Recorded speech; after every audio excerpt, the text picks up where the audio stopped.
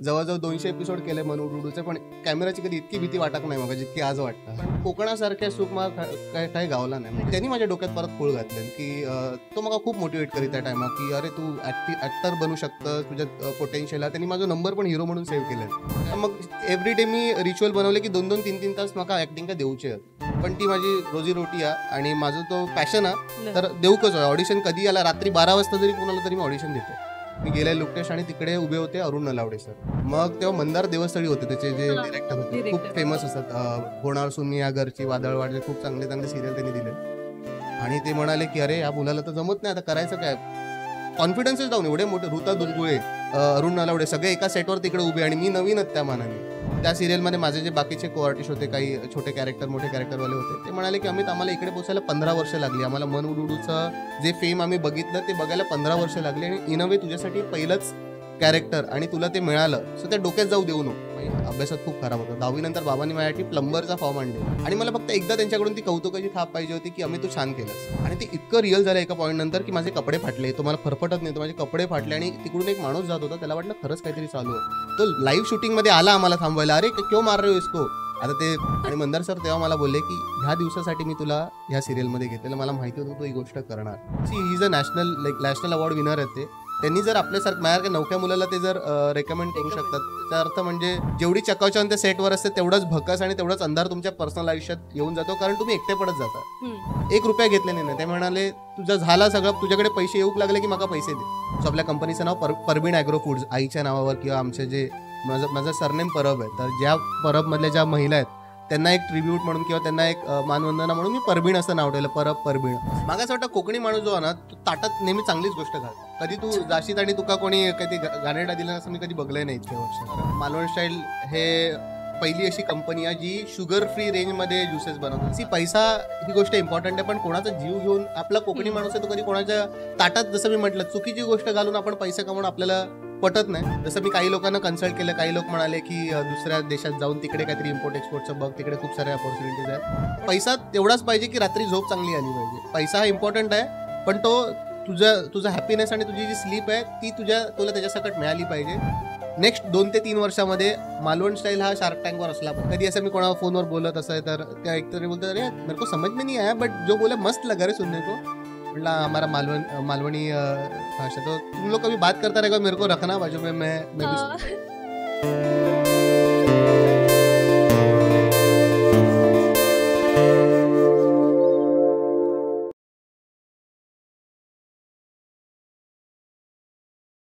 तर काय म्हणतास, मी रुचिता तुमचा सगळ्यांचा केदो या युट्यूब चॅनलवरती मनापासून स्वागत करतोय. तर सुरू करूया आजच्या या पॉडकास्ट सिरीजला, ज्याचं नाव असा गजालीन खलो pizza powered by Maska, co powered by the Burger Ness Cafe. तर मंडळी, आजच्या या पॉडकास्टमध्ये आपल्या वांगडा गजाली मारू गेलेलो असा, जे का तुम्ही झी मराठीवरच्या मन उडू उडू झाले या सिरियलमध्ये, तसंच डॉक्टर डॉन या सिरियलमध्ये सुद्धा बघितलं असाल. तर असं ह्यो गुणी कलाकार म्हणजेच अमित परब. तर सगळ्यात आधी आपण त्याचं स्वागत करूया. अमित परब, तुझा मनापासून स्वागत असं आजच्या या पॉडकास्टमध्ये. धन्यवाद. काय म्हणतं, कसं? एकदम मस्त. म्हणजे थोडी भीती आहे मला खरं सांगू तर, कारण माझं पहिलंच पॉडकास्ट असं आणि ते पण मालवणीत देतोय पॉडकास्ट, त्याच्यामुळे थोडी भीती धाकधूक तर आहे. जवळजवळ 200 एपिसोड केले मन उडूडूचे, पण कॅमेराची कधी इतकी भीती वाटत नाही मला जितकी आज वाटतं. तर तुका सांभाळून घ्यायचं आहे मला.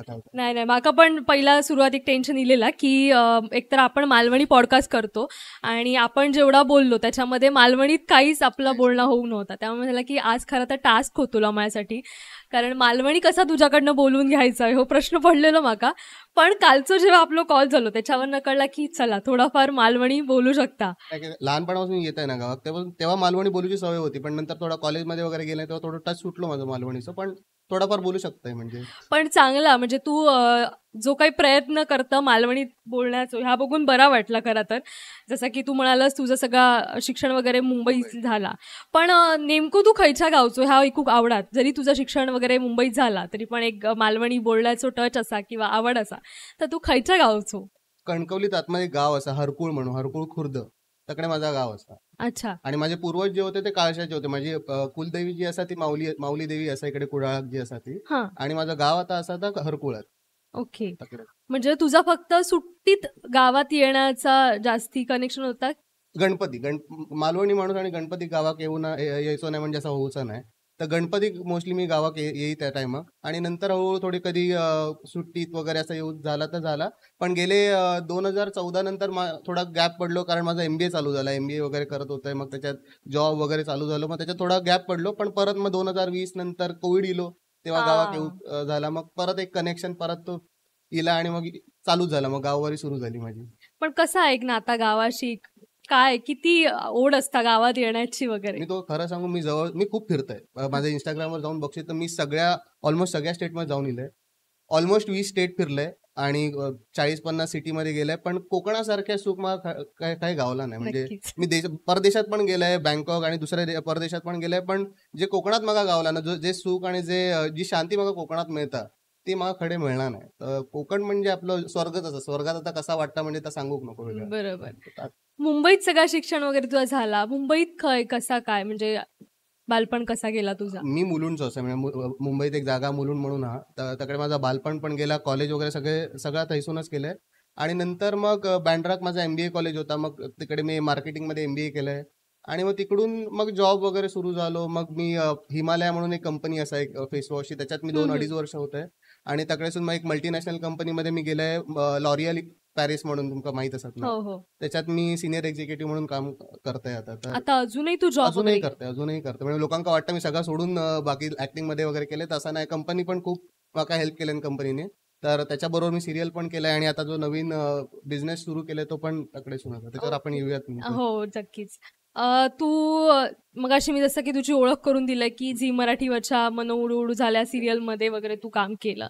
तर तुका ॲक्टिंगची आवड ही लहानपणापासूनच होती की कॉलेज नंतर किंवा काय असा ॲक्सिडेंटली तुझं झाला की नाही आपण या क्षेत्रात जायचं? कसा काय सुरुवात म्हणजे झाली? याच्यासाठी तुका मला घेऊन जाऊ लागा माझ्या बालपणात. कारण नक्की. एकदम छोटीशी म्हणजे गंमत असा. मी एकदा आजीकडे गेलोय. आय थिंक 4थी-5वीत वगैरे होते. तेव्हा आजी बसलेली तर आम्ही टीव्ही बघत होतो. काहीतरी अक्षय कुमारचा पिक्चर लागलेलो खिलाडी का खिलाडी समथिंग. तर आजी बोलली, "अरे ह्यो माझ्या अम्यासारखो दिसता." त्या माझ्या डोक्यात राहिला. मका असं वाटलं की अरे आजी माका बोलली मी टीव्हीवर दिसलंय म्हणून. तर आता मका जाऊ कोया टीव्हीवर. ओह! तेव्हा लहान होते 4थी-5वीत होते. त्याच्यामुळे एवढा काय सिरियस नव्हता तेव्हा. पण ती तो किडो एक डोक्यात गेलो त्यावेळी. नंतर मग हळूहळू जसं कॉलेज वगैरे चालू झालं मग परत विसरलं. म्हणजे एवढा काय माझ्या डोक्यात नव्हता आता. पण नंतर माझ्या MBA मध्ये एक माझा मित्र होता आदित्य म्हणून. त्यांनी माझ्या डोक्यात परत खूळ घातले की तो मला खूप मोटिवेट करीत त्या टायमात की अरे तू ऍक्टर बनू शकतस तुझ्यात पोटेन्शियल आहे. त्यांनी माझा नंबर पण हिरो म्हणून सेव्ह केलाय. त्या ऍक्टिंगचा काय संबंध पण तेव्हा नव्हता. लहान. तेव्हा MBAच्या टायमात सांगतोय. ओके. हां. तर तो माका खूप मोटिवेट करा त्या टायमात की तू आपण करूया काहीतरी. मग त्यांनी माका MBA चालू असताना एका ऍक्टिंग इन्स्टिट्यूटमध्ये नेल्यान. malaड मध्ये होता तिकडे नेलं आणि माझं ऍडमिशन करायला टाकलं तिकडे. चल बघतोय आता इलाच आहे तर बघतोय. मग मध्ये तो माझं ऑडिशन वगैरे घे. कॉलेजमध्येच आम्ही आमचं ऑफ लेक्चर वगैरे असा ना, हं. तेव्हा MBA मध्येच माझं ऑडिशन वगैरे क्लासरूममध्ये वगैरे घे. तर तिकडून माका परत ती आवड निर्माण झाली माझ्यात. हां. आणि मग त्याच्यानंतर कोविड इलो. 1-1.5 वर्षांनी कोविड इलो. मग मला खूप टाइम गावलो तेव्हा. कंपनी म्हणाली घरसून तुमका काम काम करूचा. करून. तर मग एव्हरीडे मी रिच्युअल बनवले की 2-2, 3-3 तास माका ऍक्टिंग का देऊचे आहेत. मग मी एव्हरीडे मी ऑडिशन माझा शूट करीत घरातूनच आणि मग थोडा शिकत स्टार्ट केलंय. आणि मग तिकडून ती पूर्ण एक सायकलमध्ये मी इलंय आणि मग ऑडिशन एव्हरीडे माझा सुरू झाला. आणि मग तिकडून माका पहिली सिरियल जी गावली ती आपली डॉक्टर डॉन. ती हां. तर ती ती युवावरची. जी युवावर होती ती. मग तिकडे माझं चांगलं कॅरेक्टर पहिला माका छोटा कॅरेक्टर दिले आणि त्यांना आवडलं माझं का मग त्यांनी परत माझा कॅरेक्टर इंट्रोड्यूस केला मी. मग ती चालू झाली आणि तेवढ्यात मग कोविडचा सगळा सुरू झाला. एकदम लॉकडाऊन वगैरे झाला. मग ती सिरियलच बंद पडली. मग परत ऑडिशन सुरू केलं. जवळजवळ 100-150 ऑडिशन दिले मी त्या कोविडच्या टायमात. पण काय होईना आणि मग थोडा असा झाला की यार आता काय होत नाही सोडून हां. देऊया. आणि तेव्हा एक दिवशी असंच आम्ही घरी बसलेलो मी आणि माझा एक फ्रेंड होता प्रयाग नावाचा. तर आम्ही बसलेलो आणि एक मला ऑडिशनचा कॉल आला की असं आहे. तर मी पहिला लक्ष दिलं नाही. मला कंटाळा आलेला तोपर्यंत. म्हटलं जाऊ दे मरू दे. तर मी कंटाळून मी गेलो आणि तेव्हा कोविड होता. सगळी दाढी वगैरे वाढलेली. मला एकदम असं चिडचिड झाली. मी म्हटलं चल खाली जाऊन क्लीन शेव करा येते. कधी तुका माहिती आहे पुरुष आणि क्लीन शेव म्हणजे तर वेगळाच नातं असतं. तुम्ही कंटाळता क्लीन शेव केले म्हणजे आता ऑडिशन देऊकच नको म्हणून. हो. गेलाय खाली क्लीन शेव करायला आले आणि असंच फोटो काढले स्वतःचं आणि 3-4 कास्टिंगवाले होते त्यांना पाठवलंय. घ्या माझं नवीन लुक म्हणून. तर त्याच्यात एकाने फोन केला मागा की अरे तुझं हा आत्ताचं लुक आहे. म्हटलं हो आत्ताच हो. मग एक ऑडिशन करायला पाठवशील का? मी म्हटलं ठीक आहे पाठव. कारण मी कधीच ऑडिशन करायला नाही म्हणत. हा. कधी आला भले माझं मन असेल नसेल, पण ती माझी रोजीरोटी आहे आणि माझं तो पॅशन आहे, तर देऊ कसं ऑडिशन कधी आला रात्री 12 वाजता जरी फोन आला तरी मी ऑडिशन देते. तर मी म्हटलं ठीक आहे देते म्हणून मी वन शॉटमध्ये ऑडिशन त्या माझा मित्र होतो प्रयाग त्यांनी शूट केलं आणि आम्ही गेलो बाहेर. दुसऱ्या दिवशी त्यांनी मला कॉल केल्यान की तुझा फायनल होता मोस्टली. आता मला सवय आहे या गोष्टीची कारण कधी पण ऑडिशन दिल्यान तुका ते होल्डवर ठेवतात की नाही होतला होतला होतला. म्हटलं ठीक आहे म्हटलं हा माका पुढे सोडता आणि परत मी माझ्या कामाक लागले. नंतर 4 दिवसांनी फोन केल्यान की लुक टेस्ट हा. तर मला लुक टेस्ट म्हणजे काय माहित नाही, मी कधी दिलंय नाही तेव्हा लुक टेस्ट. मी गेले लुक टेस्ट आणि तिकडे उभे होते अरुण नलावडे सर, आपले कोकणातलेच असतात ते. आणि त्यांना बघले आणि माझी फाटली. मग खरं सांगते मी म्हटलं आता यांच्यासमोर करूचं काय आहे? तर डिरेक्टरने सांगितलं त्याकडे उभं तुझं एक लाईव्ह ऑडिशन घेतलं आम्ही लोक घेतलो आणि मग आम्ही बघतलो. त्यांच्यासमोर उभं राहिलो आणि मला लक्षातच येईना लाईन माझी काय तेव्हा तत्ता पप्पा होऊ लागला. एक सीन होतो त्यांचा हातात हात घेऊचा होतो आणि काहीतरी बोलूच होता बाबा मी तुमच्यावर खूप प्रेम करतो असं काहीतरी. आणि माझे हात असे थरथरत आणि ते माझे हात पकडन आणि मी त्यांच्याकडे फक्त बघतोय तर करूचा काय तर मला कळे ना पुढे. मग तेव्हा मंदार देवस्थळी होते त्याचे जे डिरेक्टर होते खूप फेमस असतात. होणार सुनी या घरची, वादळवाडचे खूप चांगले चांगले सिरियल त्यांनी दिले. आणि ते म्हणाले की अरे या मुलाला तर जमत नाही आता करायचं काय. कॉन्फिडन्सच डाऊन. एवढे मोठे ऋता दुर्गुळे, अरुण नलावडे सगळे एका सेटवर तिकडे उभे आणि मी नवीनच त्या मानाने. म्हटलं आता करायचं काय म्हटलं. आणि चॅनलवाले लगेच आले बोलले नाही ह्याला करू नाही शकत, ह्याला रिटर्न पाठवूया. मला खरं मग माझ्या डोळ्यात पाणी आलं. म्हटलं यार एवढी मोठी अपॉर्च्युनिटी, एवढे वर्ष मी 2-3 वर्ष ह्याच्यासाठी मी स्ट्रगल करतो आणि आज अपॉर्च्युनिटी आली तर आज मला करता येत नाहीये. आणि मंदार सर जे देवस्थळी जे होते ते म्हणाले की नाही म्हणजे नयन कॅरेक्टरचं नाव, ते म्हणाले माझं नयन हाच करणार, मी करून घेतो याच्याकडून. ते बोलल्यानंतर मला अजून दडपण आहे. म्हणजे त्यांच्याकडे 100 ऑप्शन आहेत, ते माझ्याकडून का करून घेत. मग ते बसले, त्यांनी मला सगळं शांतपणे हे केलं की असं असं तुझं कॅरेक्टर आहे, घाबरू नको, होणार सगळं. ते बोलले तू 3 दिवसाचा ब्रेक घे, घरी जा, चौथ्या दिवशी परत ये. मी 3 दिवस ऑफिसला सुट्टी टाकली. मी सांगितलं मी आजारी आहे म्हणून. आणि मी सगळं ते कॅरेक्टरचं प्रिपरेशन करतोय. परत 4 दिवसांनी गेलो आणि तेव्हा तो टेक प्रॉपर झाला. आणि ते कॅरेक्टर ऍक्च्युली 10-15 दिवसाचंच होतं, जास्त मोठं नव्हतं. तर म्हटलं ठीक आहे ऑफिसवर मॅनेज होईल. आणि तो टेक ओके झाला, त्यांनी मला कास्ट केलं. नंतर शूट वगैरे सुरू झालं आणि ते 2-3 एपिसोड नंतर ते कॅरेक्टर हिट झालं. म्हणजे ते लोकांना आवडायला लागलं कारण थोडंसं निगेटिव्ह असं त्याच्यात शेड होती. आणि ते प्रोडक्शन म्हणाले की आता मला कंटिन्यू करायचंय कॅरेक्टर. आणि मी म्हटलं आता करू काय, मी ऑफिसमध्ये तर चांगलं आहे नाही आणि ऑफिस लोकांना माहितीच नाही काय आता. आणि लॉकडाऊनचा टाइम होता, म्हणजे सेकंड वेव्ह आय थिंक तेव्हा सुरू होती. तर शूट वगैरे चालू होता, पण ऑफिसवाल्यांनी सांगितलं घरातून काम करूचा. ते म्हणाले आम्हाला कंटिन्यू करूचा कॅरेक्टर. आता मी म्हटलं आता करूचा काय, कारण आता मला हे आयुष्यभर करायचंच होतं ऍक्टिंग.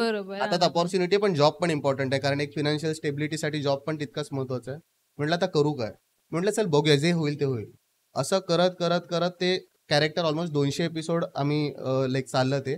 आणि ऑलमोस्ट सिरियल संपेपर्यंत ते कॅरेक्टर होतं. आणि त्या कॅरेक्टरमधून जे मला मिळालं, म्हणजे जे लोकांचं प्रेम मिळालं, जे म्हणजे मला अजूनही आठवतंय माझा फर्स्ट सीन जेव्हा टेलिकास्ट झालेला, मी जस्ट शूटवरून निघालो आणि इंस्टाग्राम ओपन केलं, my DM was flooded with the messages की बाबा एवढे लोकांनी मेसेज केला. आणि सवय नाही ना.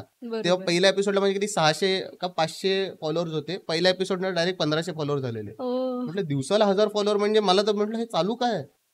आणि मग तिकडून मग सुरू झालं, लोकांचं प्रेम मिळालं, त्या कॅरेक्टरला खूप सारे शेड झाले. आणि मग finally I think rest was the history. त्या सिरियलनी मला जे दिलं, म्हणजे तसं बघायला गेलं तर मोठ्या फुल फ्लेजवाली पहिली सिरियल होती ती.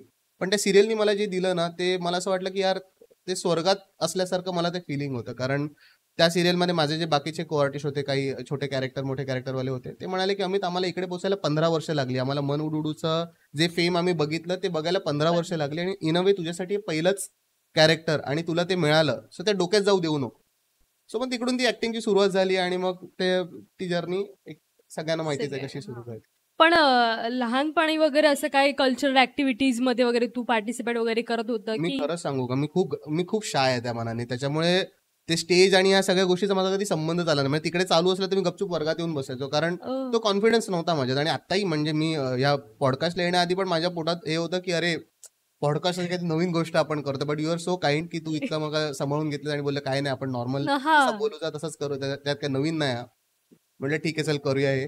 कारण जेव्हा आमच्या सेटवर पण असे इंटरव्ह्यूज वगैरे साठी यायचे मीडियावाले, असे जे युट्यूबवाले वगैरे असतात, मी मेकअप रूम मध्ये जाऊन बसायचो. मला भीती म्हणजे मला असं होतं की आपल्याला जायचंच नाही त्या फील्डमध्ये. आपला नॉर्मल कॅमेरा बरा, आपला जे ऍक्टिंगचा कॅमेरा तो बरा, काय स्क्रिप्ट मध्ये वाचवतो. आणि मग बोलू तसं ते वाला बरं आहे, पण हे सगळं आपल्याला जमणार नाही. मग त्याच्यामुळे ते लहानपणी ते कल्चरल ऍक्टिव्हिटीमध्ये वगैरे कधी इतका माझा संबंधच नाही आला त्या मानाने. घरचा बॅकग्राऊंड कसा होता, म्हणजे ऍक्टिंगशी किंवा कलेविषयी कसा काय होता? मी खरं सांगू का, माझ्या फॅमिलीमधला मी पहिला ऍक्टर आहे. ओ, त्याच्यामुळे गायडन्स वगैरे असं काहीच नव्हतं. आणि जेव्हा मी घरच्यांना सांगितलं की मला ऍक्टिंग करायची आहे, ते असे पहिला प्रश्न माझा असा होता, त्यांचा असा होता मला, की जॉब सांभाळून करणार ना? जॉब महत्वाचा आहे, बाकी तू काय करायचंय ते कर. पण मी म्हटलं, अरे ते वेगळं फील्ड आहे, मला जर त्याच्यात हा, उतरायचंय तर मला एक वेगळं डेडिकेशन उतरावं लागणार. म्हणजे सिम्पल सांगू तर तुम्ही पाण्यात गेल्यावर तुम्ही एक तर भिजू शकता किंवा सुखे राहू शकता, तुम्हाला दोन्ही एकत्र मिळणार नाही. नाही, हो बरोबर. तर मी म्हटलं आता पाण्यात जायचं तर मला भिजावंच लागणार, मी असं जॉब आणि एकत्र नाही करू शकत. पण आय ऑल्सो अंडरस्टँड की त्यांना एक सिक्युरिटी पाहिजे आणि त्या बरोबर. सगळ्या गोष्टी होत्या. माय मॉम वॉज व्हेरी सपोर्टिव्ह. तिचं असं होतं की तू कर, जेवढं करता येईल आपण बघू. बट बाबांचं थोडंसं असं होतं की नाही, म्हणजे म्हणजे खरं सांगू तर माझं 10वी नंतर माझी अभ्यासात खूप खराब होतं. 10वी नंतर बाबांनी माझ्यासाठी प्लंबरचा फॉर्म आणलेला. म्हणजे नो ऑफेन्स टू एनी, हे मला सगळेच जॉब इम्पॉर्टंट आहे. पण त्यांना असं होतं की तू काहीच करू शकणार नाही, तू प्लंबरचा फॉर्म भर आणि तू ऍटलीस्ट कुठेतरी गव्हर्नमेंट वगैरे मध्ये लाग, तुझं ऍटलीस्ट लाईफ ते होईल. आणि मी अभ्यासात खूपच खराब होतो, त्याच्यामुळे ते ऍक्टिंग म्हटल्यानंतर त्यांचं असं अजून झालं की आता MBA केलं, सगळं झालं, आता कुठे परत ऍक्टिंग मध्ये जातो. बरोबर. पण मग ते जसं जसं लोकांचं प्रेम मिळायला लागलं आणि सगळं झालं, तर मग ते पण थोडे आता त्यांना कळतं की काय फील्ड आहे. पण अजूनही त्यांचं तेच आहे की जॉब जॉब. इम्पॉर्टंट आहे. हा, आणि आय थिंक असतंच मराठी माणसांमध्ये आपल्या ते थोडं जॉबसाठी एक job. वेगळं कनेक्शन आहे. नो, म्हणजे आज मला असं काय त्याचा कंप्लेंट नाहीये. तुम्ही तुमच्या हिशोबाने खुश राहा, मी माझ्या हिशोबाने खुश राहा. नाही, पण एक जॉब आपली एक मंथली इन्कम चालू राहता Correct. आणि या सगळ्या गोष्टी, आणि आपला ह्या ऍक्टिंग किंवा ह्याच्या विषयी मध्ये पैसो भरपूर आहे, पण Correct. शेवटी थोडासा नशीबपणा आणि काय म्हणतो उलट जास्त मेहनतीचं काम आहे तिकडे. करेक्ट. खूप म्हणजे स्ट्रगल. नशीब म्हणशील तर हो, मी नशिबावर पण तितकंच मानतो. कारण ते जे नयन एक कॅरेक्टर होतं ना, त्याच्यासाठी चांगले मोठे मोठे एक इंडस्ट्रीमधले ऍक्टर्स लोकांनी त्याच्यासाठी ऑडिशन दिलेलं. हा, ऑलमोस्ट मी जेव्हा गेलो तेव्हा मला कळलं 30 ते 40 लोकांचं ऑडिशन ऑलरेडी झालेलं. पण त्यांना तो एक्झॅक्ट तो इनोसेन्स आणि जो एविलनेस पाहिजे होता ना, तो त्यांना सापडत नव्हता. आणि ओके. माझं तर तसं काही बॅकग्राऊंडच नव्हतं. मी जस्ट ऑडिशन दिलं, तर मंदार सर बोलले, नाही ह्यालाच घ्या, हाच माझा नयन असणार आहे, ह्यालाच घ्या. आणि त्यांनी खूप मेहनत केली माझी, मी खरं सांगतो. म्हणजे मी नेहमी त्यांच्यासमोर इतका दडपणात असायचो की त्यांच्यासमोर शॉट द्यायचा, शेवटच्या एपिसोडपर्यंत मला ते दडपण होतं, मंदार सर आहेत, आपल्याला बेस्ट द्यायचं आहे. आणि मला फक्त एकदा त्यांच्याकडून ती कौतुकाची थाप पाहिजे होती की अमित तू छान केलंस. आणि ते खूप तसे सिलेक्टिव्ह होते, जोपर्यंत त्यांना वाटणार नाही तोपर्यंत ते तुला अप्रिसिएशन देणार नाही. आणि मला अजूनही आठवतं, आमचा एंडचा क्लायमॅक्स एपिसोड होता. आम्ही तलाव पाणी म्हणून ठाण्यात एक हा, जागा आहे, हा. तिकडे एक प्रॉपर रस्त्यावर आमचा सीन चालू होता. म्हणजे तो रस्त्यावरून मला धावतोय, तिकडे मारतोय, सगळं ट्रॅफिक वगैरे सगळं थांबवलेलं, रिअल लोकेशनवर होतं.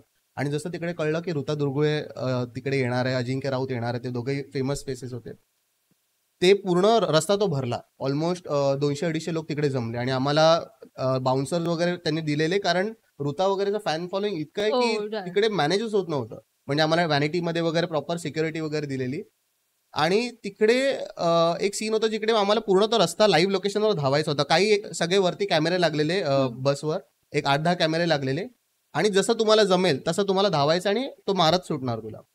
आणि याचा डिरेक्शन काही नव्हतं. मंदार सर बोलले, देख एक ही मौका आहे, हे बेस्ट झालाच पाहिजे, बिकॉज आपण रिटेक घेऊ शकत नाही याच्यासाठी. तुम्ही जेव्हा रूम मध्ये असा तुम्ही तेव्हा 10 रिटेक घ्या, काय फरक पडत नाही. पण तेव्हा पोलिसांची परमिशन वगैरे एकदम लिमिटेड होते. बोलले, अमित कैसे भी कर, ये एक सीन में तेरे को उडाना है. मला अजून दडपण आलं, ते 200 लोक बघतायत आणि ते पूर्ण तो माहोल आहे. म्हटलं देवाचं नाव घेतलं, म्हटलं चल जय पावना देवी, जे होईल ते होईल. स्टार्ट केलं आणि तो सीन चालू झाला. तो अजिंक्य जो इंद्रा होता कॅरेक्टर, तो मला मारतोय, आम्ही पळतोय. आणि ते इतकं रिअल झालं एका पॉईंट नंतर की माझे कपडे फाटले. तो मला फरफटत नाही, तो माझे कपडे फाटले. आणि तिकडून एक माणूस जात होता, त्याला वाटलं खरंच काहीतरी चालू आहे. तो लाईव्ह शूटिंग मध्ये आला आम्हाला थांबवायला, अरे क्यों मार रहे हो इसको. आता ते कसं त्याला सांगणार ना. तर मी त्याकडे बघतोय आणि म्हटलं ठीक आहे, आता काय बोलू तुला.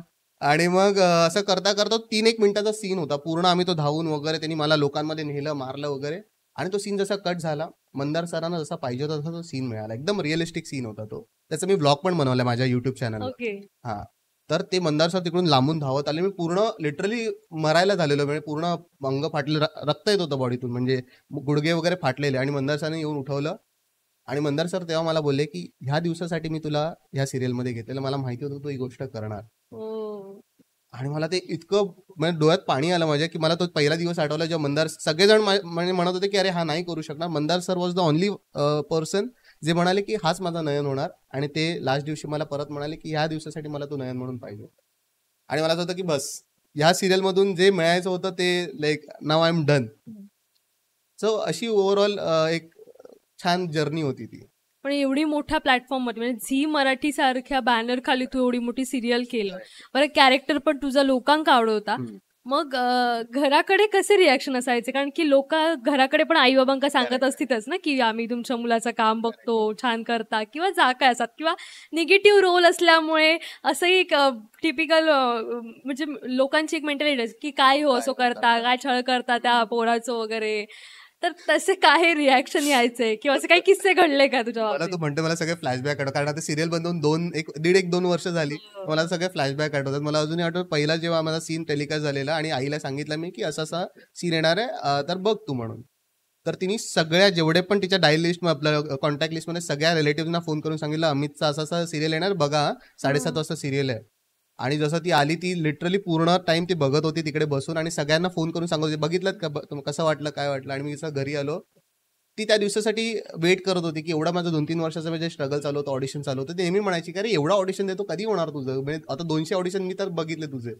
तर तेव्हा मला असं वाटलं की यार ही गोष्ट सफल झाली. आणि तिच्या डोळ्यात जी खुशी होती ती म्हणजे मला असं वाटलं की यार ह्या दिवसासाठी मी ऑडिशन्स देत होतो, ह्या दिवसांसाठी मी मेहनत करत होतो. बाबांचं म्हणशील तर त्यांचं थोडंसं असं होतं की त्यांना ते he is not from this background right. तर त्यांना थोडासा तो असं होतं की यार ठीक आहे करतो तर पण हे कधीपर्यंत चालणार. ते पुढची जी भीती होती ना ती तरी त्यांच्या मनात होती. त्याच्यामुळे पहिला जेव्हा सीन आला तेव्हा बाबा असे बघत होते आणि ते भीतीत होते की बापरे हा आलाय, आता प्रॉपर आलाय, तर आता हा काय थांबणार नाही, आता आमच्या हातात लागणार नाही म्हणून.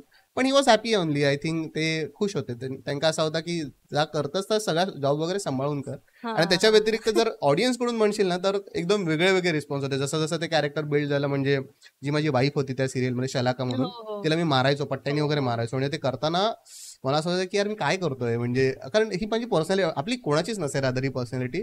रोज तिला पट्ट्यानी मारतोय आणि ते क्लोजला पट्ट्यानी मारा, आपलं मास्टर शॉटला पट्ट्यानी मारा, सगळ्या ह्याला तुला सारखं सारखं ते करायचं. ते एका पॉईंटला ना माझ्या पण डोक्यावर ते परिणाम व्हायला लागलेला, जसं की अरे मी काय करतो, म्हणजे लोकांना काय मेसेज जातो. आणि लोकांचे तर एकदम घाण शिव्या, माझ्या फॅमिलीला शिव्या, मला शिव्या.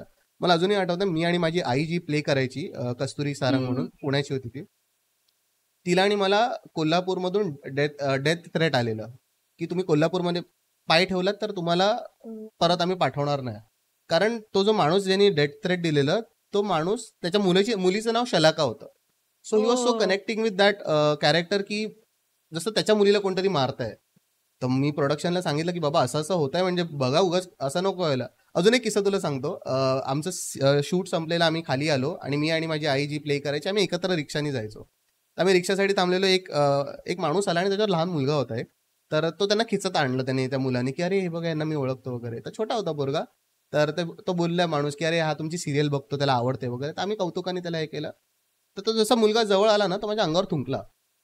लहान मुलगा. आणि खरं मला चीड आली यार. मला असं होतं की तो त्या बाबांकडे बघितलं की अरे तुम्ही मुलाला शिस्त वगैरे शिकवली की नाही. त्याने हातावर थुकला तो माझ्या. तर तो एकदम बाबा जे होते त्याचे एकदम हे झाले, ऑकवर्ड झाले की अरे सॉरी सॉरी सॉरी असं. म्हणजे तो म्हणाले काय खरं सांगू का, तो तुमची सिरियल बघतो आणि त्याला तुम्ही दोघं बिलकुल आवडत नाही. तर त्याला इतका चीड आहे तुमची की तो जेव्हा पण सिरियल लागते तुम्हाला शिव्या देत असतो, म्हणजे कोसत असतो. तर त्याला आज तुम्ही दिसला तर त्याला ते राहवलं नाही म्हणून तो तुमच्या अंगावर त्यांनी असं केलं. पण आय एम व्हेरी सॉरी. तर त्या टायमाला मला थोडासा माझा राग निवळला आणि मी थोडं डोकं शांत झालं. मला असं वाटलं की अरे ही कदाचित पावती आहे.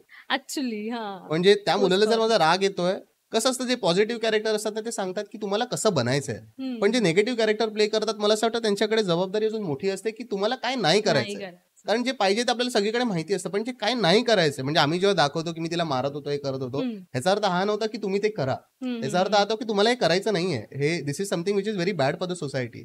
सो मला असं वाटलं की त्या ह्याच्यात मी सफल झालो की जे भले छोटं कॅरेक्टर होतं, जे काय कॅरेक्टर होतं ते, पण लोकांपर्यंत एक पोहोचला की कसे फ्रॉड होतात. म्हणजे ते पूर्ण कॅरेक्टर फ्रॉड फॅमिलीच होती ती. तर जसं मी सांगितलं माझं कॅरेक्टर फक्त 10 दिवसांचं होतं. त्याचं आयडिया अशी होती की तो अमेरिकेवरून येणार, तो सांगणार मी अमेरिकेचा आहे, मी परत जातो आणि पैसे वगैरे घेऊन येतो असं काहीतरी. आणि तो जाणार, लग्न करून जाणार, मुलीला इकडेच ठेवणार आणि तिच्या फॅमिलीला त्रास देणार. तर ते माझं कॅरेक्टर जे परत जाणार होतं त्यांनी इकडेच ठेवलं, कारण त्या कॅरेक्टरला चांगलं पूर्ण ती फॅमिली चांगली पिकअप झाली. त्याच्यात माझी जी आई प्ले करायची, तिचं एक वाक्य होतं, काय हो नयनचे पप्पा. ते इतकं फेमस झालं की ते जसं ते हिंदीमध्ये क्या टपू के पापा वगैरे ते जसं येतं तसं ते मराठीमध्ये फेमस झालं. आणि मग तिकडून ते कॅरेक्टर चांगलं पिक झालं आणि खूप छान जर्नी होती. लोकांचं प्रेम, हेट सगळं एकत्र मिळालं. पण हीच खरी पोच पावती आहे की तुम्ही काम करतात आवडता म्हणण्यापेक्षा करतात तर बरोबर बरोबर. करतात की Correct. एवढं आता खलनायक म्हटल्यावरती विलन म्हटल्यावरती तर तेवढा पोचूकच हव्या. Correct. पण त्या छान. आणि खलनायक म्हणजे वेगळं असतं. म्हणजे जसं आपण नॉर्मल आपण वागतो, आपल्याला माहिती असतं ते आपण जाऊन करू शकतो. म्हणजे खलनायकासाठी तिकडे जाऊन तुम्हाला एक वेगळ्या माइंडसेटनी जावं लागतं, की तुम्हाला आज तो जाच करायचा मारायचंय, कोणाला फ्रॉड करायचंय. तर ते एका पॉइंट नंतर ना माझ्या चेहऱ्यावरचं हसणं निघून गेलेलं. कारण मी पूर्ण टाईम ऑलमोस्ट 12-13 तास शूट असायचं. हो, तर हो. घरी गेल्यावर झोपलो, परत दुसऱ्या दिवशी शूटला येतो. 6:30ची शिफ्ट असायची. तर ते एका पॉइंट नंतर ना मला कळायला लागलं, की ते कॅरेक्टर कुठेतरी माझ्यात येतंय. म्हणजे मी नेहमी असा बसायचो. आणि असं कोण बोललं, की असं तो नयनचे कसं असा बघणार तो. सो ते माझ्या कॅरेक्टरमध्ये यायला लागलेलं आफ्टर अ पॉइंट. सो अच्छा. ते संपल्यानंतर थोडंसं मी म्हटलं थोडा ब्रेक घेऊ. थोडं नवीन काहीतरी काम येण्याच्या आधी थोडा एक ब्रेक होऊन दे आणि मग पॉझिटिव्ह कॅरेक्टर, निगेटिव्ह जे येईल परत सुरुवात करू. पण हे असे निगेटिव्ह कमेंट वगैरे कधी घरातल्यांका कोणी ऐकवले का? आई किंवा खरं सांगू असं? ते कॅरेक्टर नंतर इतकं अग्रेसिव्ह झालेलं, की एका पॉइंट नंतर आई बोलली मला, की "हे पूर्ण सीरियल असंच चालणार का? म्हणजे तू असंच करत राहणार? असं काही चांगलं ह्याच्यात येणार नाही का?" म्हटलं, "अगं माझं कॅरेक्टरच ते आहे ना, म्हणजे आता तेच करण्यासाठी मला घेतलंय." बरोबर. मग ती थोडं असं असे सीन लागले ना, की मारतोय वगैरे, मग ती थोडं चॅनल वगैरे चेंज करायची. अरे. तर ती म्हणायची, "थोडं पॉझिटिव्ह करायला सांग ना त्यांना." मी म्हटलं, "आय अंडरस्टँड की तिचा तो हां. भाबडेपणा होता, पण आता आपण त्यांना सांगू शकणार नाही, की तुम्ही काय करा ते." बरोबर. बट तसं ओव्हरऑल छान एक्सपिरियन्स होता तो. बाकी अरुण लणावडे वगैरे यांच्यासोबत काम करतानाचा एक्सपिरियन्स बाकी कसा होतो? ओव्हरऑल टीम कसा होता वातावरण तुमच्या सेटवरती? म्हणजे आम्ही नेहमी म्हणायचो, की उत्तम भट्टी जमली आहे. ती मनू-डुडूची जी भट्टी होती ना, प्रत्येक जण त्या सीरियलमध्ये त्याचा जो वाटा होता तो चोख निभावत होता. म्हणजे हं. तो अजिंक्य राऊत असेल, जो इंद्रा प्ले करायचा, ऋता असेल, अरुण सर असतील, जेवढे कॅरेक्टर होते प्रत्येकाचं आपलं एक काम होतं ना, ते तो चोख करायचा. त्याच्यामुळे ते सगळ्यांचं जे टीम वर्क होतं ना, ते खूप छान चालू होतं. म्हणजे अरुण काकांचं मी खरं सांगू, म्हणजे हा किस्सा 2017चा वगैरे असेल, जेव्हा मी जस्ट ॲक्टिंगमध्ये मला थोडं मी म्हटलं ऑडिशन वगैरे असं हं. ते ॲक्टिंगचे वर्कशॉप वगैरे करायला लागलो. तेव्हा एक YouTubeवर ग्रुप होता. तो अरुण सरांबरोबर एक शॉर्ट फिल्म करणार होता. मी त्यांना म्हटलं, "मी क्रू म्हणून येऊ का तुमच्याकडे? एक फक्त थर्माकोल पकडायला म्हणून." ते म्हणाले, "ये काय प्रॉब्लेम नाही." तर म्हटलं, "पण एकच अट आहे, मी थर्माकोल पकडून उभा राहणार, तेच मला काम द्या." म्हणून. तर तो ओळखीचाच दादा होता निलेश म्हात्रे म्हणून. तर म्हणाले, "ठीक आहे, ये." म्हणून. तर त्यांची घुंगरू म्हणून एक शॉर्ट फिल्म होती. तर मी त्यांच्याकडे लिटरली असा थर्माकोल पकडून त्यांना मी बघतो आणि ते काम मी ह्याच्यासाठी घेतलेलं, कारण ते ही इज अ लेजेंड यार. हो, त्यांचं हो. जे काम आहे ते इतकं चोख करतात ते. तर मी म्हटलं ते जर मी काम घेतलं तर मी त्यांना सर्वात जवळून बघू शकेन. हं, बाकी जे असते हं, ते हं. लांब असणार. तर मी माझा सेल्फिश मोटिव्ह होता, की मी जाऊन तो थर्माकोल पकडणार आणि ऑलमोस्ट ते पूर्ण दिवस मी त्यांच्यावर तिकडे थर्माकोल पकडून होतो. आणि मी ते जे करत होते मी लिटरली असं बघत राहायचो त्यांच्याकडे कसे ते रडताना कसे त्यांच्या डोळ्यातून लगेच अश्रू येतायत. हां. हसताना कसं ते एकदम छोट्यातलं छोटं हसणं पण त्यांच्या कॅमेरावर दिसतंय. आणि ते जाताना मी त्यांना म्हटलं, की मी सरांना सोडून येतो म्हणून. ती पण रिस्पॉन्सिबिलिटी माझ्याकडे घेतली. अजून मला 2 मिनिटं मिळतील त्यांच्याबरोबर म्हणून. तर लिफ्टचा टाईम आणि गाडीत त्यांना सोडेपर्यंतचा टाईम. लिफ्टमध्ये मी त्यांना म्हटलं, की "काका मला ना तुमच्यावर कधीतरी काम करायचं आहे." तर ते फक्त हसले. ते काही बोलले नाहीत. बोलले, "हां, करूया ना कधीतरी." आणि असंच बोलता-बोलता आम्ही खाली गेलो. त्यांना दरवाजा उघडून दिला. त्यांना बसवलं आणि त्यांना परत मी म्हटलं, "काका नक्की मला तुमच्याबरोबर कधीतरी काम करायला खरंच आवडेल." तर त्यांनी हसलं आणि त्यांनी दरवाजा बंद केला. कट टू 2017 नंतर 2022 होतं आणि जिकडे मी त्यांच्याबरोबर त्यांच्याच घरचा एक जावई कॅरेक्टर जावई म्हणून म्हणून मी कॅरेक्टर प्ले करत होतो आणि ही गोष्ट मी त्यांना सांगितली. ओळखलं नाही त्यांनी? ओळख त्यांच्या ऑफकोर्स लक्षात नाही. आता 5 वर्षानंतर तेवढं त्यांच्या प्रिसाईज लक्षात नव्हतं. पण त्यांना ते लक्षात होतं एक साधारण, की असा कोणतरी मुलगा होता तिकडे. आणि त्यांना म्हटलेलं, की "काका असं-असं मी तुम्हाला तेव्हा सांगितलेलं आणि आज माझी सर्वात पहिली मोठी सीरियल मी तुमच्याबरोबर तुमच्या टीममध्ये मी काम करतोय." आणि त्याचं मी एक रील बनवलेलं. ते मी असंच Instagramवर 10-15 सेकंडचं टाकलेलं आणि ते इतकं व्हायरल गेलं. त्यात मी हेच सांगितलं 2017ला त्यांना असा भेटलो आणि 2022ला त्यांच्यावर सीरियल करतोय. ते रील आय थिंक 2 का 2.5 मिलियन काहीतरी त्याचे व्ह्यूज गेले अच्छा. आणि त्यांच्या मुलीला ते रील मिळाला यूएसला. तिने यूएसवरून त्यांना फोन केला, की "बाबा तुमचं असं कोणी काम करतंय का? त्या मुलाने रील टाकलेलं ते खूप फेमस झालंय." ओह! सो अशी एक म्हणतात ना, एक सर्कलमध्ये ती गोष्ट कंप्लीट होते. तर आय थिंक ते सर्कल होतं जे तिकडे कंप्लीट झालं आणि he has been so kind यार. म्हणजे ती सीरियल संपल्यानंतर पण त्यांनी मला एका फिल्मसाठी रेकमेंड केलेलं. म्हणजे एका प्रोडक्शन म्हणून मला अचानक कॉल आला. बोलले, की असं-असं एक फिल्म येते. ती आय थिंक लॉकडाऊनमुळे नंतर नाही झालं काही माहीत हं, नाही. हं. पण ते म्हणाले, की आम्हाला तुम्हाला भेटायचं आहे म्हणून त्यांनी मला भेटायला बोलावलं आणि मला कुतूहल हे होतं, की ह्यांना माझा कॉन्टॅक्ट मिळाला कुठून? मी त्यांना जाता-जाता विचारलं, की would you mind telling me, की तुम्हाला माझा कॉन्टॅक्ट कुठून मिळाला? ते म्हणाले, "अरुण सरांनी तुम्हाला रेकमेंड केलेलं." ओह! अरुण सरांनी मला म्हणजे see he is a national award winner आहेत ते. त्यांनी जर आपल्यासारखं माझ्यासारख्या नवख्या मुलाला ते जर रेकमेंड करू रेकमेंड. शकतात, त्याचा अर्थ म्हणजे मी त्यांना लिटरली मेसेज टाकला, की "अरुण सर सो मच." ते म्हणाले, "काही नाही चांगलं. मी पण आहे त्या फिल्ममध्ये. आपण भेटूच नंतर." पण ते नंतर वर्कआउट नाही झाली. हं. इनफॅक्ट आता जेव्हा कंपनी सुरू केली, ब्रँड सुरू केला, मी पहिला का दुसरा मेसेज मी अरुण सरांना टाकलेला, की "अरुण सर असं-असं मी काही करतोय. तुमचे आशीर्वाद असू द्या." ते म्हणाले, "आपण करूया ना एकत्र काम. मी तुझं ॲडव्हर्टाइज करतो." क्या म्हणजे तो माणूस इतका मोठ्या लेवलचा हम्म. माणूस, एक रुपया नाही, म्हणजे त्यांनी रुपया तर सोड, त्यांनी काही विचारलं पण नाही, काय आहे, कसं आहे, तू करतोयस ना, मी तुझ्या बरोबर आहे, सांग काय करायचं. म्हणजे लिटरली त्यांनी माझ्यासाठी 3 मिनिटाचा व्हिडिओ शूट करून मला पाठवला. हा बघितलंय मी पेजवरती. आणि ज्याच्यामुळे मला खूप म्हणजे ऑलमोस्ट मीडिया हाऊसेसनी वगैरे पण कव्हर केलं, बिकॉज एवढं मोठं नाव ब्रँडला मालवण बरोबर. स्टाईलला जॉईन झाल्यामुळे मीडिया हाऊसेसनी पण त्याला चांगलं कव्हर केलं. सो आय थिंक लोक खूप छान होते यार, म्हणजे एक चांगली भट्टी होती आणि मी मिस करतो त्या टीमला. म्हणजे परत असं कधी सिरियल करायचं काही झालं तर आय ऑलवेज फील की ते मनू डुडू सारखं काहीतरी असावं, नाही तर थोडा टाइम अजून थांबायला मी तयार आहे.